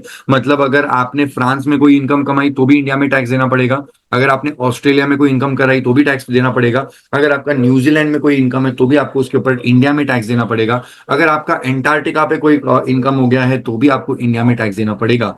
इन शॉर्ट, अगर आप इंडिया के रेजिडेंट हो, रेजिडेंट हो, तो आपके लिए वर्ल्ड इनकम इज टैक्सेबल। फिर आप दुबई में कमाओ, चाहे वेस्ट इंडीज में कमाओ, न्यूजीलैंड में कमाओ, ऑस्ट्रेलिया में कमाओ, जहां पे भी आपकी इनकम है, टैक्स इंडिया में देना पड़ेगा। अब आप बोलोगे कि ऑस्ट्रेलिया की इनकम पे ऑस्ट्रेलिया भी टैक्स मांग रहा है। हाँ, तो ऑस्ट्रेलिया को भी टैक्स दो, इंडिया को भी दो, सर डबल टैक्सेशन हो जाएगा। हाँ हो जाएगा, जो भी है देना पड़ेगा। तो अगर आप रेजिडेंट बन गए, मर गए, अब आपकी इनकम कहीं कोई भी कंट्री की हो, आपको इंडिया में टैक्स देना पड़ेगा। ये रूल है। इसीलिए हर कोई चाहेगा कि यार मैं रेजिडेंट ना ही रहूं तो अच्छा है, अगर नहीं रहूंगा तो बच जाऊंगा। तो यहां पे इन्होंने बल्कि बेनिफिट दिया हुआ है। इन्होंने बोला 3 स्पेशल केस में आपको रेजिडेंट बनने के लिए आपके सर पे सिर्फ एक ही तलवार है, और वो तलवार है BC1 की। अगर आपका BC1 कंप्लाई हो गया तो आप रेजिडेंट हैं, और अगर BC1 कंप्लाई नहीं होता तो आप नॉन रेजिडेंट है। आपको BC2 एप्लीकेबल ही नहीं होती। अरे अच्छी बात है ना यार। अगर आपको 2 काउंटर पे चेक करके को बोला जाता है कि एक बार इनसे पूछो आप रेजिडेंट हो गया, बोला हाँ इसने बोल दिया। एक बार इनको पूछो BC1 वाले, तो बोला BC1 वाले बोल रहे कि नहीं नहीं हमारी कंप्लायंस नहीं हो रही है। तो फिर आपको बोला जाता है BC2 को पूछो, कहीं BC2 ने आपको हाँ या ना बोला है, तो आप बोलोगे यार दोनों में से कहीं पे भी फंस जाऊंगा तो मर जाऊंगा। तो बल्कि स्पेशल केस वालों को तो बेनिफिट दिया है, खाली BC1 को पूछ ले, BC1 ने बोल दिया तो तू बन जाएगा रेजिडेंट। BC1 ने बोल दिया कि नहीं तू रेजिडेंट, मतलब हमारे हिसाब से तेरा टोटल नहीं हो रहा है, तो तू बच जाएगा, जान छूट जाएगी। मतलब गवर्नमेंट तेरे को सिर्फ एक ही पॉइंट के चेक करने को बोल रही है, BC1। अगर BC1 से बच गया तो भाई बच गया। तो ये बेनिफिट है। आप कान खोल के सुन ले, बेनिफिट है, बेनिफिट है, बेनिफिट है। प्रसाद है, हर किसी को नहीं मिलेगा। यस। बेनिफिट किसको मिलेगा? कान खोल के सुन ले, कान खोल के सुन ले, कान खोल के सुन ले। एक फॉरेन सिटीजन है, इंडिया से जा रहा है जॉब के पास, जॉब के लिए, उसको मिलेगा क्या? नहीं मिलेगा। भाई नहीं। ये किसको मिलता है? इंडियन सिटीजन को। पहली बात, किसको मिलता है? इंडियन सिटीजन को। ठीक है, मेरी बात कान खोल के सुन ले, मैं तेरे को बता रहा हूं। इंडियन सिटीजन जा रहा है, दुबई गया है 15 दिन के लिए, दुबई की विजिट पे गया है, बुर्ज खलीफा देखने के लिए गया है, घूम के वापस आ जाएगा। मेरे को बताओ उसके लिए ये चेक करोगे स्पेशल केस या normal case? Normal case. Normal case, normal case. ध्यान दे, ध्यान दे। आपको तीनों बातें चेक करनी चाहिए। पहली बात, वो आपको घुमा देंगे, बोलेंगे फॉरेन सिटीजन है, भाई खत्म। फॉरेन सिटीजन है तो तू कहां जाएगा? नॉर्मल में ही जाएगा। अब वो जाए या आए, जॉब पे जाए या विजिट पे आए, या विजिट पे जाए और जॉब पे आए, जो करना है करे। सिटीजन कौन सा है? फॉरेन वाला। कहां घुसाएगा? Normal case. जा रहा है, आ रहा है, वो बात छोड़ दे। सिटीजन कौन सा है? इंडियन सिटीजन है, स्पेशल केस में आ सकता है। सुन ले, अगर इंडियन सिटीजन है, जा रहा है, अगर जॉब पे या शिप पे जा रहा है तो ही ये बेनिफिट मिलेगा। तो तनुश्री के ब्रदर फ्रांस गए थे, क्या जॉब करने गए थे? क्या शिप के एज अ शिप के क्रू मेंबर की तरह गए थे? Answer is yes. तो उनको स्पेशल केस मिलेगा क्या? यस। मतलब उनके लिए क्या चेक करना चाहिए? सिर्फ BC1। उस पर्टिकुलर प्रीवियस ईयर में उनका BC1 कंप्लाई हो रहा था, तो उस पर्टिकुलर प्रीवियस ईयर जिसमें वो इंडिया से बाहर जा रहे थे, उस पर्टिकुलर प्रीवियस ईयर के लिए आपको सिर्फ और सिर्फ BC1 ही देखना चाहिए। और फिर वो अब इंडिया के बाहर चले गए, तो आपको अब उनके लिए सिर्फ 3 स्पेशल केस के अंदर की कहानी ही चेक करनी चाहिए। दूसरी बात, अगर वो इंडियन सिटीजन या person of Indian origin India के अंदर आ रहा है, कान खोल के सुन ले, इंडिया का सिटीजन या पर्सन ऑफ इंडियन ओरिजिन आ रहा है, बट उसने अब अपने जॉब वॉब सब छोड़ दिया है और इंडिया के अंदर आ रहा है, अब यहां पे ही सेटल हो जाएगा, यहीं पे जॉब करेगा, यहीं पे रहेगा, whatever it is. He is not coming to India for a visit, he is coming to India permanently. मुझे बताओ स्पेशल केस दोगे कि नहीं दोगे? नहीं। नहीं नहीं दोगे, देंगे। नहीं दोगे, नहीं दोगे। जब इंडियन सिटीजन या पर्सन ऑफ इंडियन ओरिजिन आ रहा है विजिट पे, विजिट पे, छोटी मोटी विजिट पे आ रहा हम्म। है, ओके, इंडियन ओरिजिन है, इंडियन सिटीजन है या पर्सन ऑफ इंडियन ओरिजिन है, आ रहा है, विजिट पे है, उसकी टी आई आई 20 लाख है। नहीं देंगे। नहीं दोगे, नहीं दोगे। 3 स्पेशल केस नहीं दोगे तो क्या करोगे? नॉर्मल में जाओगे क्या? नहीं, कान खोल के सुन ले, इसके लिए दूसरा है। इसके लिए 1 अल्ट्रा स्पेशल केस है। बताऊंगा दोनों का 60। डिफरेंस, बताऊंगा दोनों का डिफरेंस। अब ये तेरे को देखना चाहिए, 3 स्पेशल केस का third and 1 ultra special case, इसमें फर्क सिर्फ गरीबी और अमीरी का है।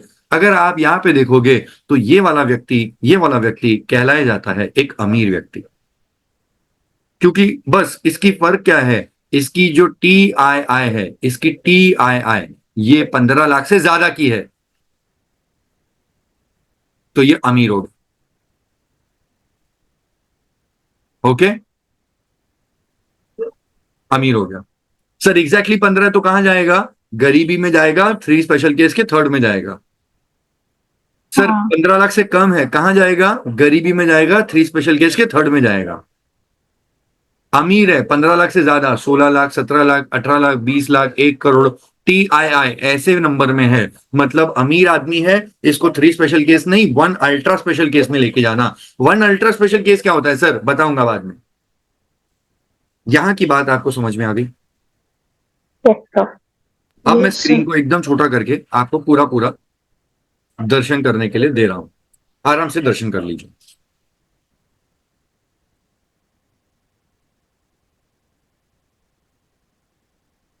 अगर आपको 3 स्पेशल केस वालों का रेजिडेंशियल स्टेटस चेक करना है तो आप सिर्फ BC1 चेक करेंगे। अगर वो BC1 कंप्लाई हो गया तो वो रेजिडेंट है, और BC1 नहीं हुआ तो फिर वो नॉन रेजिडेंट है। ओके। हम्म। BC2 देखने की जरूरत ही नहीं पड़ती। 3 स्पेशल केस में क्या होता है? IPIO, जा जा आ, जॉब शिप विजिट, और नीचे TII up to 15 lakh. Sir ऐसे सिंगल बता दो, ठीक है।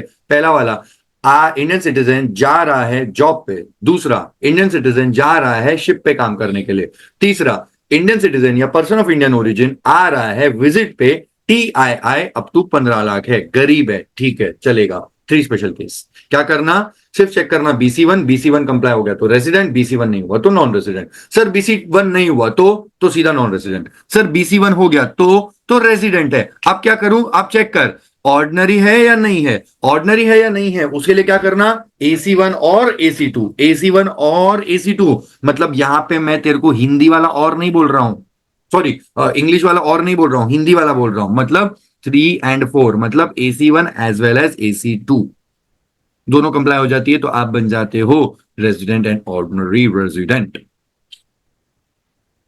डन। सर ये शिफ्ट के केस में सारे जितने भी मर्चेंट नेवीज होते हैं वो भी आ जाते हैं ना? हाँ जी, हाँ जी, हाँ जी, हाँ जी, उनके लिए आपको 182 डेज वाला लॉजिक लगता है। ओके। हाँ। तो यहाँ सर पे, अगर इंडियन सिटीजन बाहर एजुकेशन के लिए जाएगा तो नॉर्मल केस होगा? हाँ जहां तक मेरी समझ है नॉर्मल केस होगा। मॉड्यूल में इसके ऊपर क्वेश्चन भी है, देखेंगे हम लोग, देखेंगे, क्योंकि थोड़ा सा डिबेटेबल पॉइंट है, बट मॉड्यूल उसको उस पर कंसिडर करता है। एक बार चेक करेंगे।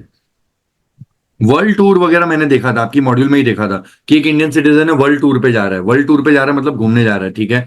तो जा रहा है जॉब पे या शिप पे, तो ही उसको हम लोग 182 डेज का बेनिफिट देंगे। और पढ़ाई करने जा रहा है तो फिर उसकी क्या ही इनकम होगी, वैसे भी वो पढ़ने जा रहा है।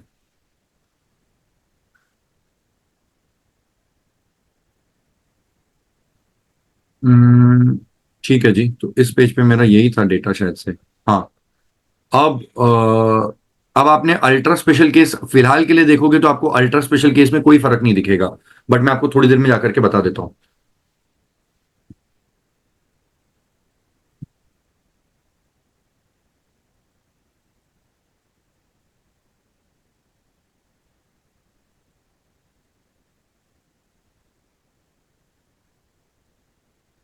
एक सेकेंड ना।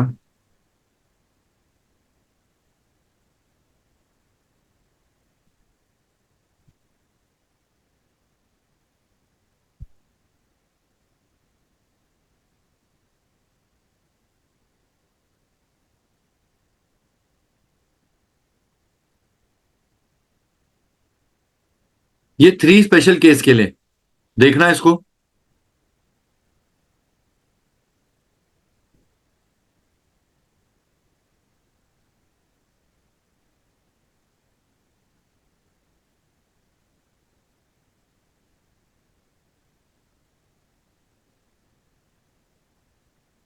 देख लिया सर। डन है। हाँ सर। Yes sir. ओके।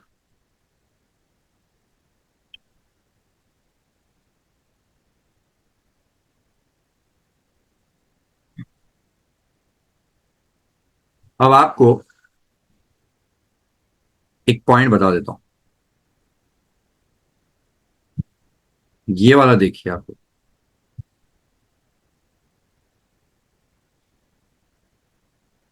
ये नॉर्मल वाले केस के लिए जो अपना ग्रे ग्रे वाला था,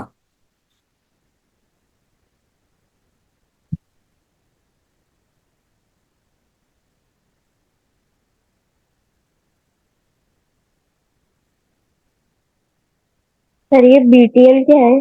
बता दूंगा।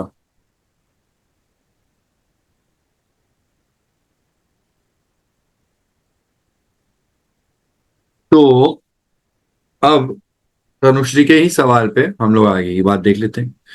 आई बॉटल है, जैसे आईपैड होता है, ठीक है, आईफोन होता है, वैसे iPad.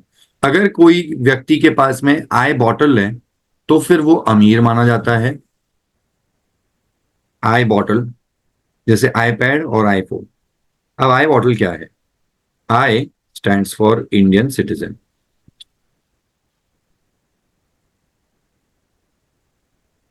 B stands for both BC1 and BC2 are not getting complied। तो ना ही BC1 कंप्लाई हो रहा है, ना ही BC2 कंप्लाई हो रहा है। टी, उसकी TII is more than 15 lakh, मतलब वो अमीर आदमी है। L स्टैंड्स फॉर, अब ये थोड़ा सा डेविएशन पे रहता है, मतलब मैंने याद करने के लिए बनाया था। तो यहां पे बोला जाता है this person is not liable to pay tax in any other country. This person is not liable to pay tax in any other country. तो मान लेते हैं कोई मिस्टर कोई भी है मिस्टर, ठीक है, मिस्टर अभिनव करके हैं। अब वो अभिनव पहली बात तो इंडिया का सिटीजन है, दूसरा अभिनव का BC1 और BC2 दोनों कंप्लाई नहीं हो रहा। अच्छा जी, BC1 और BC2 दोनों कंप्लाई नहीं होता तो हम लोग तो उसको क्या बोल देते थे यहां पे एवरीबॉडी, क्या बोलते हैं उसको हम लोग? Non resident. नॉन। हाँ जी, हाँ जी, यस, एक सेकंड ना, हाँ। तो अगर BC1 और BC2 दोनों कंप्लाई नहीं होता तो आप बोलते थे नॉन रेजिडेंट, लेकिन ये आपने आज बोला है, इसके बाद आपने कभी भी नहीं बोलना है, क्योंकि अगर BC1 और BC2 नहीं भी कंप्लाई हुआ तो आपको नॉर्मल सिनेरियोज के लिए, नॉर्मल केसेस के लिए आपको जाके चेक करना चाहिए कि भले ही BC1 और BC2 कंप्लाई नहीं हो रहा है, क्या वो व्यक्ति आई बॉटल है। आई बॉटल का मतलब क्या वो इंडियन सिटीजन है, दूसरा क्या उसकी BC1 और BC2 नहीं कंप्लाई हो रही है, ऐसा है क्या, तीसरा क्या उसकी TII 15 लाख से ज्यादा की है, क्या उसको ऐसा बोला जाता है कि he is not liable to pay tax in any other country. तो अगर आई बॉटल है मतलब आई भी हो रहा है, बी भी हो रहा है, टी भी हो रहा है, एल भी हो रहा है, तो भाई साहब हम लोग उसको बोल देंगे कि तू इंडिया के लिए तो deemed resident but not ordinary resident है। ये रहा, deemed resident but not ordinary resident. अब ध्यान से मेरा इसका लॉजिक समझना, मैं क्या बोलना चाह रहा हूं। अभी मैंने आपको बोला कि BC1 BC2 दोनों कंप्लाई नहीं होता तो आप बन जाते हो नॉन रेसिडेंट, लेकिन अभी मैं बोल रहा हूं कि नॉर्मल केसेस के लिए आपने डायरेक्टली छाती ठोक के नहीं लिखना चाहिए। आपने देखना चाहिए कि BC1 और BC2 अगर दोनों भी नहीं कंप्लाई हो रहा है तो और एक फिल्टर चेक लगाऊंगा।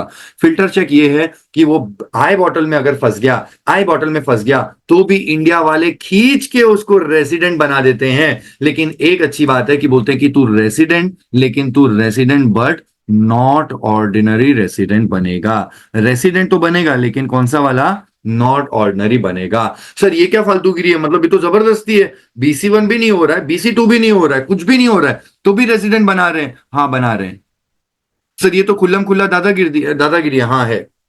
अगर आप आई बॉटल हो तो हम आपको रेजिडेंट बना देंगे। आप बोलोगे नहीं नहीं नहीं, अरे हट, हम तुम्हारी कहां सुनने वाले, हम तो डीम्ड कर रहे हैं, हम तो मान रहे हैं। आपका 182 डेज हो रहा है कि नहीं हो रहा है, 60 हो रहा है कि नहीं हो रहा है, उससे घंटा फर्क नहीं पड़ता है। अगर हो जाता है तो अच्छी बात है, फिर तो आप बन ही गए, और अगर नहीं भी होता तो भी हम आपको रेजिडेंट बना देंगे, हम तो मान ही लेंगे आप रेजिडेंट हो, resident but not ordinary. Sir ये तो जोर जबरदस्ती है, बता रहा हूं ना, सुनना मेरी बात। क्यों नहीं करेंगे? वो लोग बोलते हैं कि पहली बात हम तो अपने ही व्यक्ति पे शिकंजा धर रहे हैं, हम लोग किसी फॉरेनर को थोड़ा ना बोल रहे हैं, हम तो अपने ही इंडिया के ही सिटीजन को पकड़ रहे हैं। तो इंडिया के सिटीजन पे तो हमारा कंट्रोल है। तो पहली बात, हम हर फॉरेन कंट्री वाले को नहीं बोलेंगे, इनफैक्ट हम पर्सन ऑफ इंडियन ओरिजिन को भी नहीं बोल रहे हैं। हम ये वाला फोर्सफुली रेसिडेंट बना देने की एक्टिविटी किसके ऊपर लगाना चाहते हैं? सिर्फ अपने आदमी के ऊपर, इंडियन सिटीजन के ऊपर। ये फोर्सफुली रेजिडेंट बना देने की एक्टिविटी क्या फॉरेन सिटीजन पे लगेगी क्या? नहीं। पर्सन ऑफ इंडियन ओरिजिन पे लगेगी क्या? नहीं। फोर्सफुली रेजिडेंट बना देने की एक्टिविटी सिर्फ और सिर्फ एक इंडियन सिटीजन पे लगाई जा सकती है, और वो भी ऐसा वैसा नहीं, अमीर इंडियन सिटीजन भाई साहब। आप अगर एक गरीब इंडियन सिटीजन हो, मतलब आपकी TII 15 लाख तक की है या फिर 15 लाख से कम की है, तो हम आपको फोर्सफुली नहीं बनाएंगे। अरे यार, तू अगर गरीब आदमी है तो कितना कमाएगा और कितना हमको टैक्स देगा? जा, छोड़, नहीं करना, नहीं चाहिए। तो पहली बात, हम फॉरेन सिटीजन वाले को नहीं पकड़ सकते, पंडन पर्सन ऑफ इंडियन ओरिजिन उसको भी नहीं पकड़ सकते। तो किसको पकड़ सकते हैं? सिर्फ अपने आदमी को। वो भी कब पकड़ सकते हैं? जब नॉर्मली हमारे कंट्रोल में नहीं आ रहा है, मतलब उसका BC1 और BC2 कंप्लाई नहीं हो रहा है। अगर BC1 और BC2 हो रहा है तो फिर तो कोई नॉर्मली अगर अपने शिकंजे में आ रहा है तो अच्छी बात है। लेकिन अगर वो हमारे शिकंजे में नॉर्मली नहीं आ रहा था, मतलब उसका both BC1 as well as BC2, both of them were not getting complied। तो क्योंकि हमारे शिकंजे में वो नॉर्मली नहीं आ पा रहा था, और क्योंकि वो हमारा ही सिटीजन है, हमको उसको कंट्रोल में लेना है। लेकिन जब चेक किया तो साला गरीब है रे, गरीब को क्या परेशान करेगा? TII जिसकी 15 लाख या उससे कम है, उससे हमको नहीं परेशान करना उसको।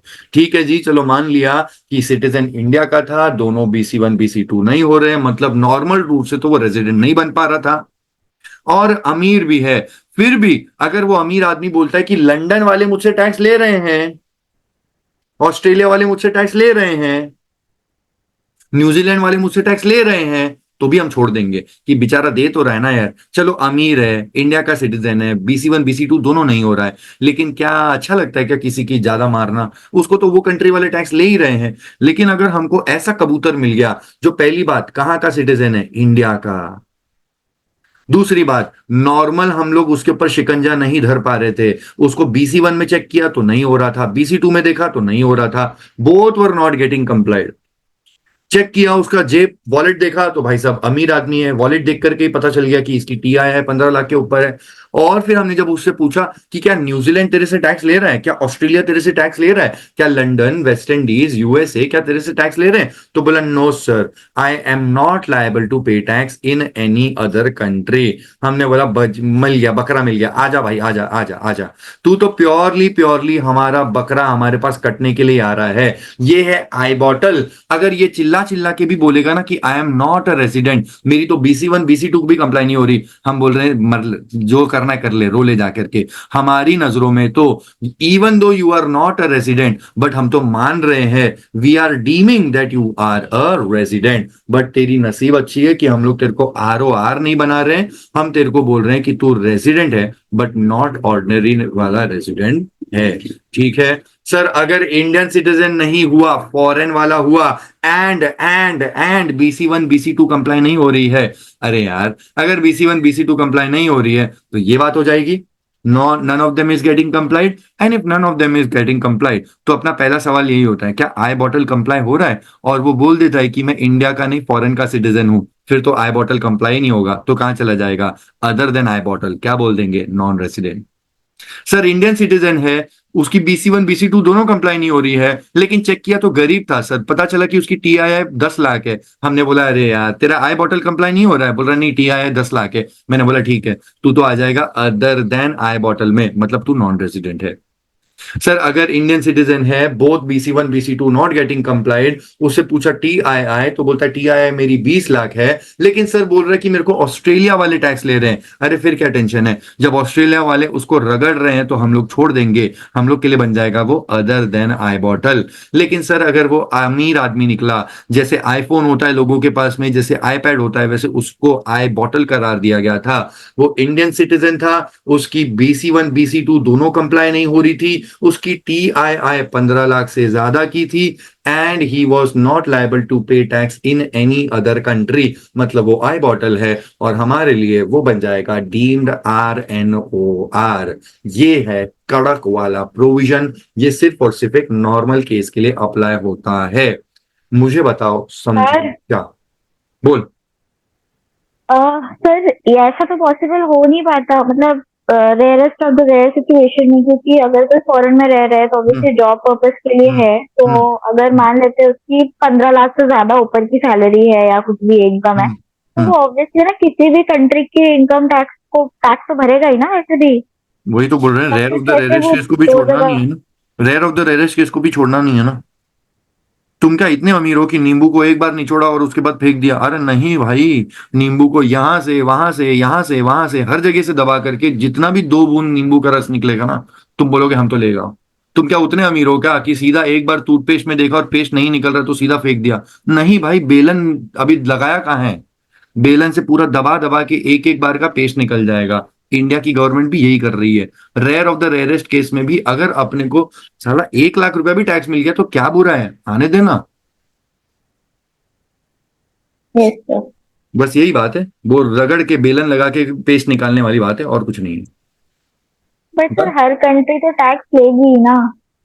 हाँ तो मैं वही तो, अरे तो मैं वही तो कह रहा हूँ, कोई ऐसी कंट्री होगी जो इंडिया से भी गरीब होगी एकदम, वो पता नहीं कहाँ पे, वो क्या, वो सोमालिया पायरेट्स कहाँ पे, ऐसी कोई कंट्री जो हमसे भी गरीब है, नहीं हो रहा कुछ भी किसी भी तरीके से।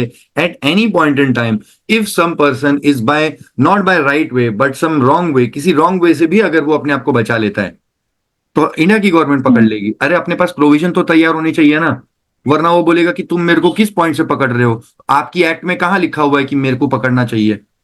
तो we just don't want to lose any single case, तो एक्ट में प्रोविजन बना करके रखा है।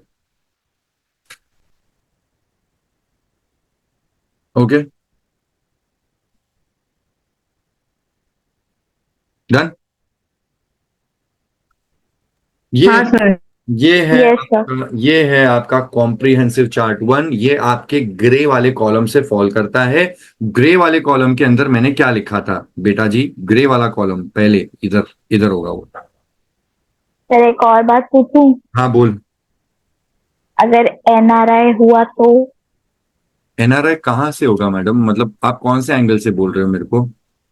एनआरआई आपकी अ, डेफिनेशन क्या है एनआरआई की? मतलब जो मतलब इंडियन होते हैं बट उनका ये क्या कहते हैं, वो लोग बाहर रहते हैं, मतलब उनका born and brought up foreign country से ही होता है, बट उनके पेरेंट्स मतलब उनके जो एंसेस्टर्स होते हैं वो इंडियंस होते अरे तो इस केस में फिट करना भाई, अगर एनआरआई है और इंडिया में आया ही नहीं तो आया ही नहीं, तो फिर बात ही खत्म है। चलो एनआरआई है, इंडिया में आया था 10 दिन के लिए, अरे कहाँ फंसेगा बेचारा? हैं, बट इनका प्लेस ऑफ ओरिजिन तो इंडिया ही हुआ ना।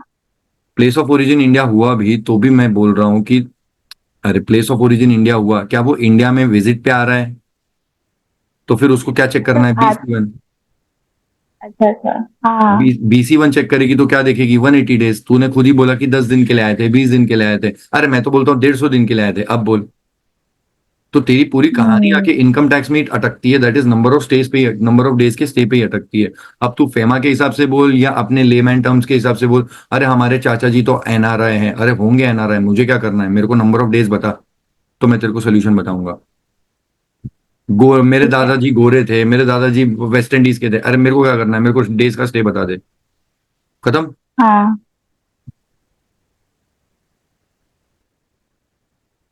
अच्छा जी, मैं आपसे कह रहा हूं कि अब नॉर्मल केस, ये ग्रे वाला समझ में आ रहा है आपको, ये वाला? अच्छा, अगर आपको नॉर्मल केस में फिट करना है तो आप क्या चेक करेंगे? सर मैं सब कुछ चेक करूंगा, मैं BC1 भी देखूंगा, BC2 भी देखूंगा। अगर BC1 कंप्लाई हो गया तो रेजिडेंट, BC2 हो गया तो भी रेजिडेंट, दोनों हो गए तो भाई सोने पे सुहागा। अगर हाँ। दोनों में से कोई भी एक कंप्लाई हो गया या दोनों कंप्लाई हो गए तो सर मैं आगे जाऊंगा और देखूंगा AC1 और AC2। अगर दोनों कंप्लाई हो जाते हैं तो भाई सोने पे सुहागा। दोनों में से कोई भी एक नहीं हुआ तो बन जाएगा रेजिडेंट एंड नॉट ऑर्डिनरी। और अगर AC1 और AC2 दोनों हो गए तो बन जाएंगे रेजिडेंट एंड ऑर्डिनरी रेजिडेंट। अब मेरा सवाल आपसे है, अगर कोई ऐसा व्यक्ति आपको नॉर्मल सिनेरियो में देखने को मिलता है जिसका BC1 और BC2 दोनों कंप्लाई नहीं हो रहे, तो क्या आप छाती ठोक के लिख दोगे नॉन रेजिडेंट? नहीं। क्या क्या? नहीं। हाँ, क्या देखोगे अभी? वो इंडियन सिटीजन होना चाहिए, फिर उसका इनकम 15 लाख से ज्यादा होना चाहिए, फिर वो दूसरे कंट्री में हाँ। टैक्स पे करना नहीं चाहिए। मतलब मेरी भाषा में आई बॉटल है कि नहीं है? जी। आई हाँ। बॉटल है, आई बॉटल है तो क्या हो जाएगा? अगर आई बॉटल है तो मतलब 2 केस, सॉरी 15 लाख से अगर कम है, और क्या था? तो उसको सर खींच के रब नॉर मतलब रेसिडेंट बट नॉन हाँ। ऑर्डिनरी रेसिडेंट हाँ बना देंगे। एग्जैक्टली exactly, खींच के मतलब डीम्ड हाँ मतलब। Resident and not ordinary. तो रेसिडेंट तो बना देंगे लेकिन अच्छी बात उसके लिए बोल देते हैं कि नॉट ऑर्डिनरी है भाई तू। ओके, आई बॉटल का full form I Indian citizen, B both BC1 BC2 not getting complied, TII कितना होना चाहिए, अमीर 15 लाख से 15 लाख ज्यादा ज्यादा exceeding 15 lakh, and L not, L यहाँ पे थोड़ा सा कॉन्ट्राडिक्टरी है, एक्चुअली वो एन होना चाहिए लेकिन मेरे को वो बॉटल बनाने का था मतलब राइमिंग में, इसलिए मैंने लिखा हुआ है। सो एल का मतलब not liable to pay tax in any other country, तो एल को ऐसे बोल सकते हैं कि liability to pay tax in any other country dash, he is not liable to pay tax in any other country. Okay, मेरा सवाल अगर आप 3 स्पेशल केस में आ गए तो आपको रेजिडेंट के लिए क्या चेक करना चाहिए? 182 days. फिर BC1 मतलब क्या, BC BC1 BC1 नहीं हुआ तो not resident. एग्जैक्टली तो कुछ नहीं होगा। BC1 नहीं हुआ तो छाती ठोक के लिख देना क्या, नॉन रेजिडेंट। BC1 हो नॉट गया तो रेजिडेंट, BC1 हो गया तो BC1 हो गया तो फिर AC1 और AC2 चेक करेंगे। परफेक्ट परफेक्ट परफेक्ट, फिर AC1 AC2 का दोनों चेक अगर हो जाते हैं, दोनों चेक करके पता चल गया कि दोनों ही कंप्लाई हो रहे हैं तो रेजिडेंट ऑर्डिनरी, और दोनों में से एक भी नहीं हो रहा या दोनों नहीं हो रहे तो resident but not ordinary resident. Not मतलब 3 स्पेशल हाँ, केस में आपको वो खींच के इंडिया का सिटीजन बनाने की जरूरत नहीं है। अरे वो बेचारा इंडिया के बाहर जा रहा है जॉब करने, तुम उसको खींच में इंडिया में लेके आ रहे हो, जाने देना, पहले उसको कमाने तो दे। तो अगर कोई इंडिया के बाहर जॉब करने जा रहा है, बिजनेस करने जा रहा है, शिप पे जा रहा है और वो इंडिया का सिटीजन है तो उसको हम 3 स्पेशल केस में बेनिफिट दे देंगे कि भाई साहब पहली बात तो हम तेरे लिए सिर्फ BC1 चेक करेंगे, दूसरा बेनिफिट हम तेरे को खींच के इंडिया का रेजिडेंट बनाने की कोशिश नहीं करेंगे। अगर BC1 नहीं हुआ तो फिर सीधा सीधा तू नॉन रेजिडेंट। और अगर आप नॉर्मल केस में आते हो तो 2 चमाट पड़ती है। पहली चमाट, आपको हम लोग रेजिडेंट बनने के लिए शायद BC2 भी देख लेंगे, डन है क्या? हाँ, और दूसरी चमाट, अगर आपका BC1 और BC2 दोनों नहीं हुआ फिर भी आप फंस सकते हो, अगर आप आई बॉटल बन गए तो भी हम आपको डीम्ड RN बना देंगे। तो आपको नॉर्मल और 3 स्पेशल केस में 2 चमाट का फर्क है। पहला, अगर नॉर्मल में जाओगे तो आपको BC2 भी चेक करके कंप्लायंस हम लोग देखेंगे, और दूसरा BC1 और BC2 नहीं हुआ तो भी क्या भाई, आई बॉटल में फंसेगा तो मरेगा।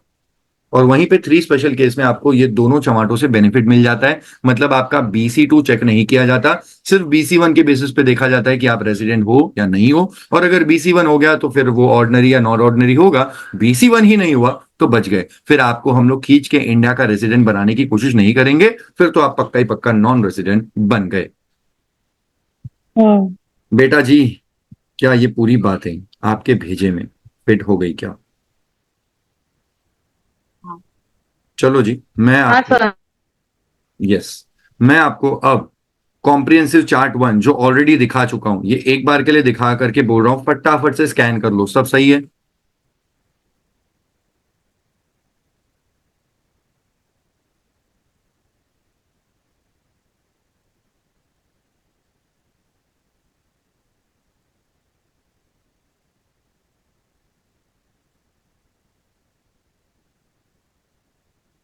यस ओके, हाँ सर, ठीक, Yes.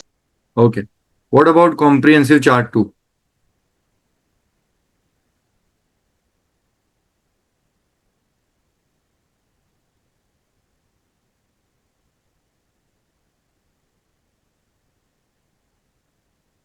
हाँ सर, ओके है, Yes. ठीक है जी।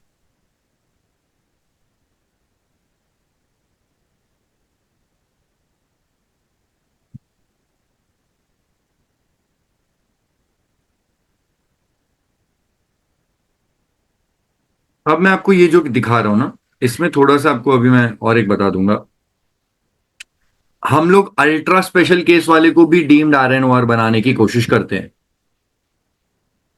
अगर आप अल्ट्रा स्पेशल केस देखोगे तो अल्ट्रा स्पेशल केस मतलब कौन सा है आप देख लीजिए पहले तो, यहां पे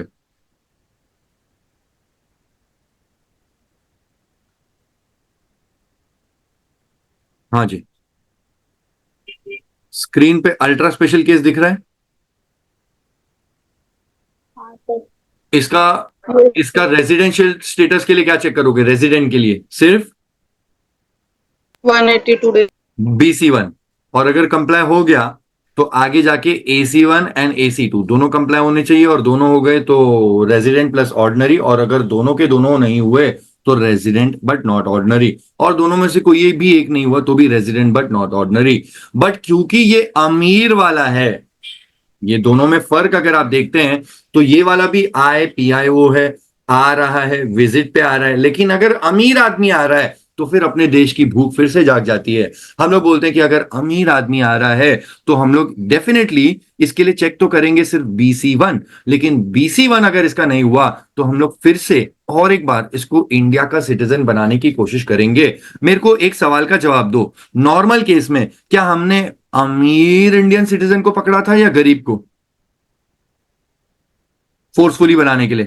सर दोनों हो सकता नहीं नहीं नहीं, नॉर्मल नॉर्मल केस में फोर्सफुली फोर्सफुली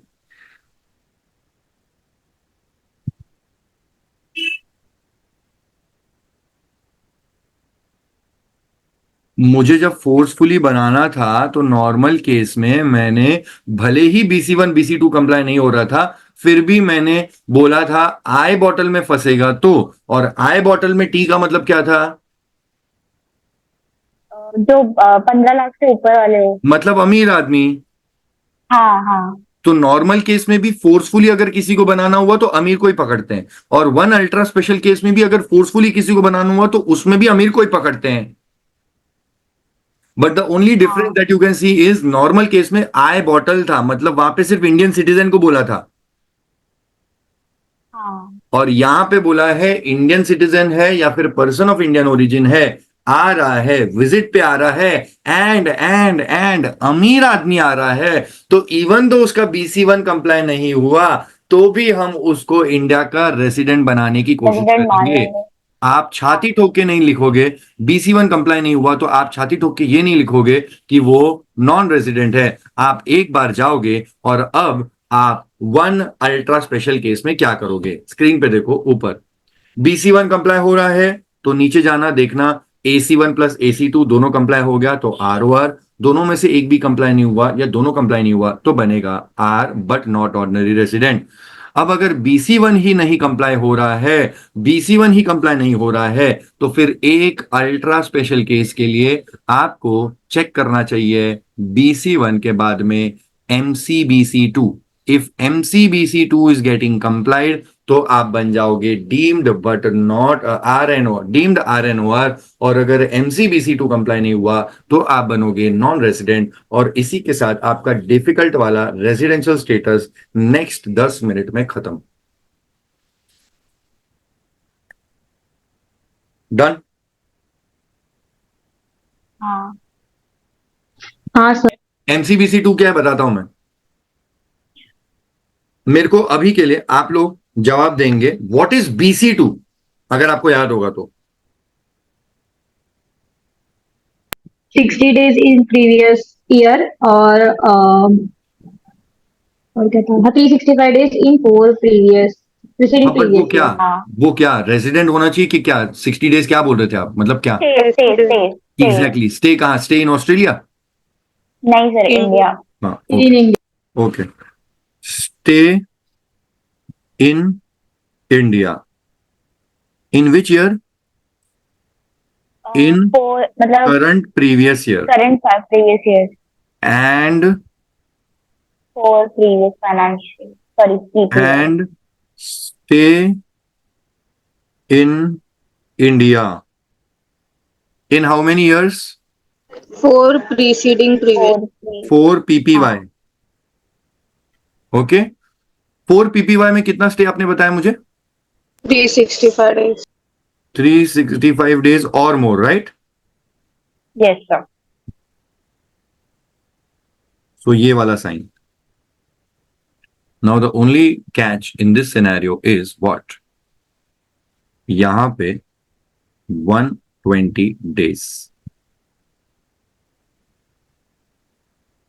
और जैसे ही मैं लिखता हूं यहां पे 120 डेज, ये मेरा BC2 का मॉडिफिकेशन बन जाता है और मॉडिफाइड कंडीशन हो जाती है। MC का मतलब है मॉडिफाइड कंडीशन। किसको मॉडिफाई किया? BC2 को मॉडिफाई किया, और अगर BC2 को मॉडिफाई किया तो मैंने आगे लगा दिया MC, और ये modification is only to the extent of this. And that's it, हो गया, that's it, done. So what is MCBC2? MCBC2 is अगर करंट ईयर में आपका स्टे 120 डेज या उससे ज्यादा का हुआ, stay in India, and 4 preceding previous years में अगर आपका स्टे 365 डेज या उससे ज्यादा का हुआ, मतलब आपने ये दोनों अगर कंप्लाई कर दिया, तो भाई साहब आपका MCBC2 जैसे ही कंप्लाई हो जाएगा, हम आपको इंडिया के अंदर deemed and not deemed but resident but not ordinary वैसा वाला बना देंगे. We done with this.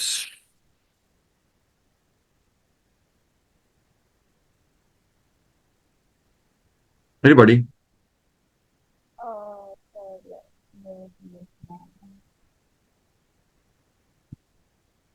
Sir बोल.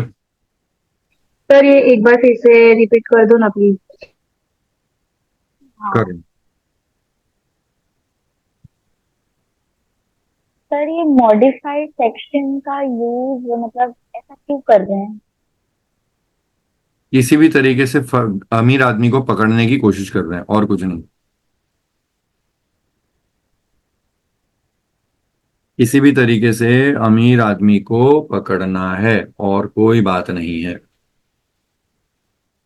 कलरिंग करने दे मेरे को, फिर देता हूं मैं तेरे को.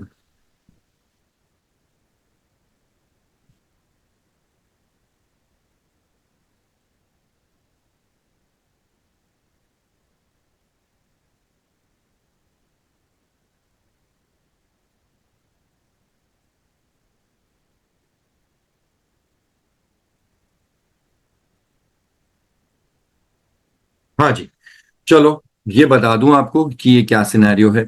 अगर आप एक अल्ट्रा स्पेशल केस वाला इंसान पकड़ते हो, वहां पे अल्ट्रा स्पेशल केस में एक अमीर इंसान होता है, इंडियन सिटीजन या फिर इंडिया का person of Indian origin type का इंसान है, जो आ रहा है, विजिट पे है. एंड सबसे पते की बात, अगर वो एक अमीर इंसान है, अमीर इंसान की यहां पे पहचान TII से होती है. अगर उसकी TII 15 लाख से ज्यादा है, मतलब वो एक अमीर इंसान है. और ऐसे इंसान के लिए सबसे पहली बात, आपको रेजिडेंट बनने के लिए सीधे रास्ते से सिर्फ एक ही चीज चेक करनी है, दैट इज BC1. अगर BC1 कंप्लाई हो जाता है तो रेजिडेंट, और अगर रेजिडेंट है तो आगे जाके AC1 और AC2 की कंप्लायंस से आप निकाल सकते हो रेजिडेंट है या ऑर्डिनरी है. तो एक बार के लिए देखो तो AC1 AC2 दोनों हो गया तो बन जाएगा BC1 के बाद बन जाता है रेजिडेंट, और AC1 AC2 दोनों हो गए तो बन जाएगा रेजिडेंट एंड ऑर्डिनरी रेजिडेंट. चलो ठीक है, BC1 हो गया, लेकिन AC1 AC2 दोनों में से कुछ भी नहीं हुआ, या दोनों के दोनों AC1 और AC2 दोनों के दोनों नहीं हुए, तो ऐसे सिनेरियो में आप बना दोगे उसको RNOR, resident but not ordinary. Sir अगर BC1 ही नहीं हुआ तो क्या, फिर सीधा नॉन रेजिडेंट? अरे नहीं भाई, ये तो अमीर इंसान है. वन अल्ट्रा स्पेशल केस में आपको चेक करना चाहिए वापस से एक बार, कहीं खींच के अगर हम उसको इंडिया का रेजिडेंट बनाने में सक्षम रहे तो मजा आ जाएगा. अगर उसका BC1 नहीं कंप्लाई होता है तो कोई बात नहीं, हम लोग अल्ट्रा स्पेशल केस में देखेंगे कि उसका MCBC2 कंप्लाई हो रहा है कि नहीं. अगर उसका MCBC2 कंप्लाई हो रहा है तो बन जाएगा deemed resident but not ordinary वाला. और अगर MCBC2 भी नहीं हुआ, मतलब उसका इंडिया का स्टे 120 डेज भी नहीं है, उसका इंडिया का से मान ले करंट प्रीवियस ईयर में सिर्फ और सिर्फ 100 डेज है, फिर तो खत्म हो गया. क्योंकि MCBC2 के लिए आपका करंट ईयर का स्टे होना चाहिए 120 डेज और more in the current previous year, and 4 preceding previous years का स्टे 365 डेज और मोर. सर चलो अगर मान भी लिया उसका 150 डेज अगर हो जाता है करंट प्रीवियस ईयर में, तो चलो 150 डेज हो गया, मतलब करंट प्रीवियस ईयर की कहानी हो गई. लेकिन प्रीसीडिंग 4 प्रीवियस ईयर्स का देख लेना, अगर वो 365 डेज से ज्यादा है तो फिर तो मर गया, हो जाएगा MCBC2. और MCBC2 होते ही बन जाएगा वो deemed resident but not ordinary resident. Sir अगर करंट ईयर में उसका 190 डेज हो गया तो, अरे फिर तो वो तो सीधे सीधे रास्ते से BC1 कंप्लाई कर रहा है, फिर तो हो ही गया.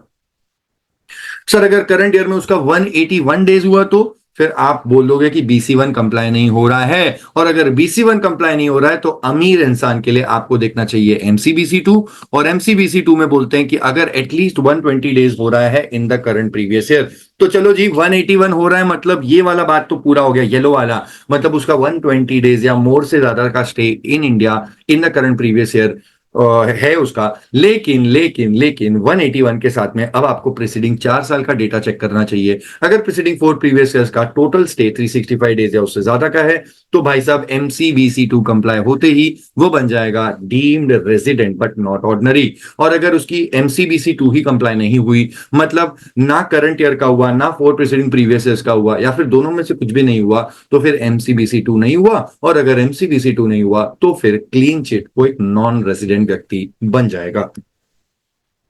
डन। Yes sir. मधुरा, कीर्ति,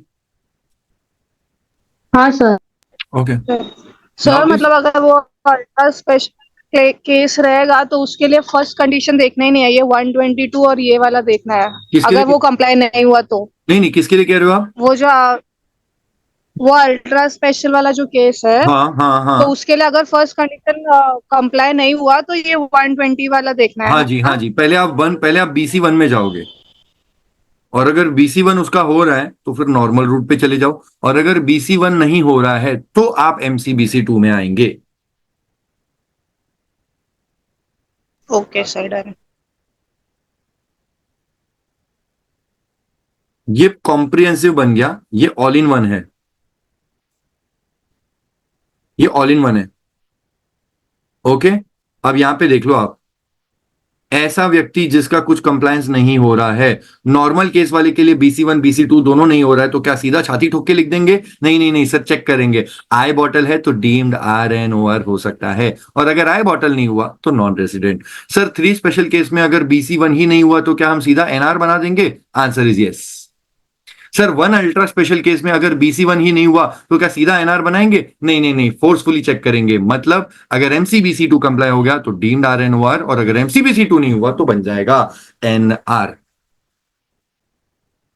ओके, तो सर जी यहाँ पे क्या यस चेक सर। करना? अच्छा, आपने यहाँ पे क्या चेक करना? आपने चेक करना नॉर्मल केस के लिए ओनली BC1, या फिर कुछ कुछ केस में ओनली BC2, या फिर BC1 BC2 दोनों हो गया तो अच्छी बात है। तो नॉर्मल केस के लिए तो यही बात हो गई। 3 स्पेशल केस के लिए देखना कि BC1 कंप्लाई हो रहा है कि नहीं, और 1 अल्ट्रा स्पेशल केस के लिए भी देखना BC1 कंप्लाई हो रहा है कि नहीं। और अगर ये दोनों की आपकी बात बन जाती है तो आप उसको बना देना रेजिडेंट, और रेजिडेंट हो जाता है तो आप उसको AC1 AC2 से चेक कर लेते हैं। बट अगर उसकी प्रॉपर वाली बेसिक कंडीशंस कंप्लाई नहीं हो रही है तो फिर आप आपके फर्दर चेक कर लेना। फर्दर चेक कर मतलब फोर्सफुली उसको इंडिया का रेसिडेंट बनाना। ये नॉर्मल केस में होता है और अल्ट्रा स्पेशल केस में होता है। नॉर्मल केस में हम लोग सिर्फ इंडियन सिटीजन के ऊपर ही फोर्स लगा सकते हैं। हम लोग आई बॉटल बोलते हैं, मतलब इंडियन सिटीजन जिसकी BC1 BC2 नहीं हो रही है, जो अमीर है, टोटल इंडियन इनकम 15 लाख से ज्यादा, एंड अगर वो not liable to pay tax in any other country है तो आई बॉटल हो जाएगा, डीम्ड RNOR बन जाएगा। और अगर आई बॉटल नहीं है तो नॉन रेजिडेंट। 3 स्पेशल केस में फोर्सफुली चेक करना ही नहीं है, अगर BC1 नहीं हुआ तो सीधा नॉन रेजिडेंट। और 1 अल्ट्रा स्पेशल केस में फोर्सफुली चेक करना है, BC1 नहीं हुआ तो फिर चेक करना MCBC2। MCBC2 मतलब करंट ईयर में उसका 120 डेज और मोर का stay in India, and 4 preceding previous years में उसका 365 डेज या उससे ज्यादा का स्टे इन इंडिया अगर हो रहा है तो फिर MCBC2 हो गया, बन जाएगा deemed resident and not ordinary. और अगर MCBC2 नहीं हुआ तो बन जाएगा नॉन रेजिडेंट। डन।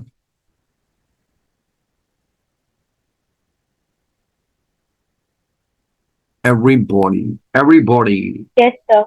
okay ये okay okay okay। तो जी, मेरे को जो आपको पूरा ज्ञानबाजी देनी थी वो पूरी मेरे एंड से हो गई। ओके है।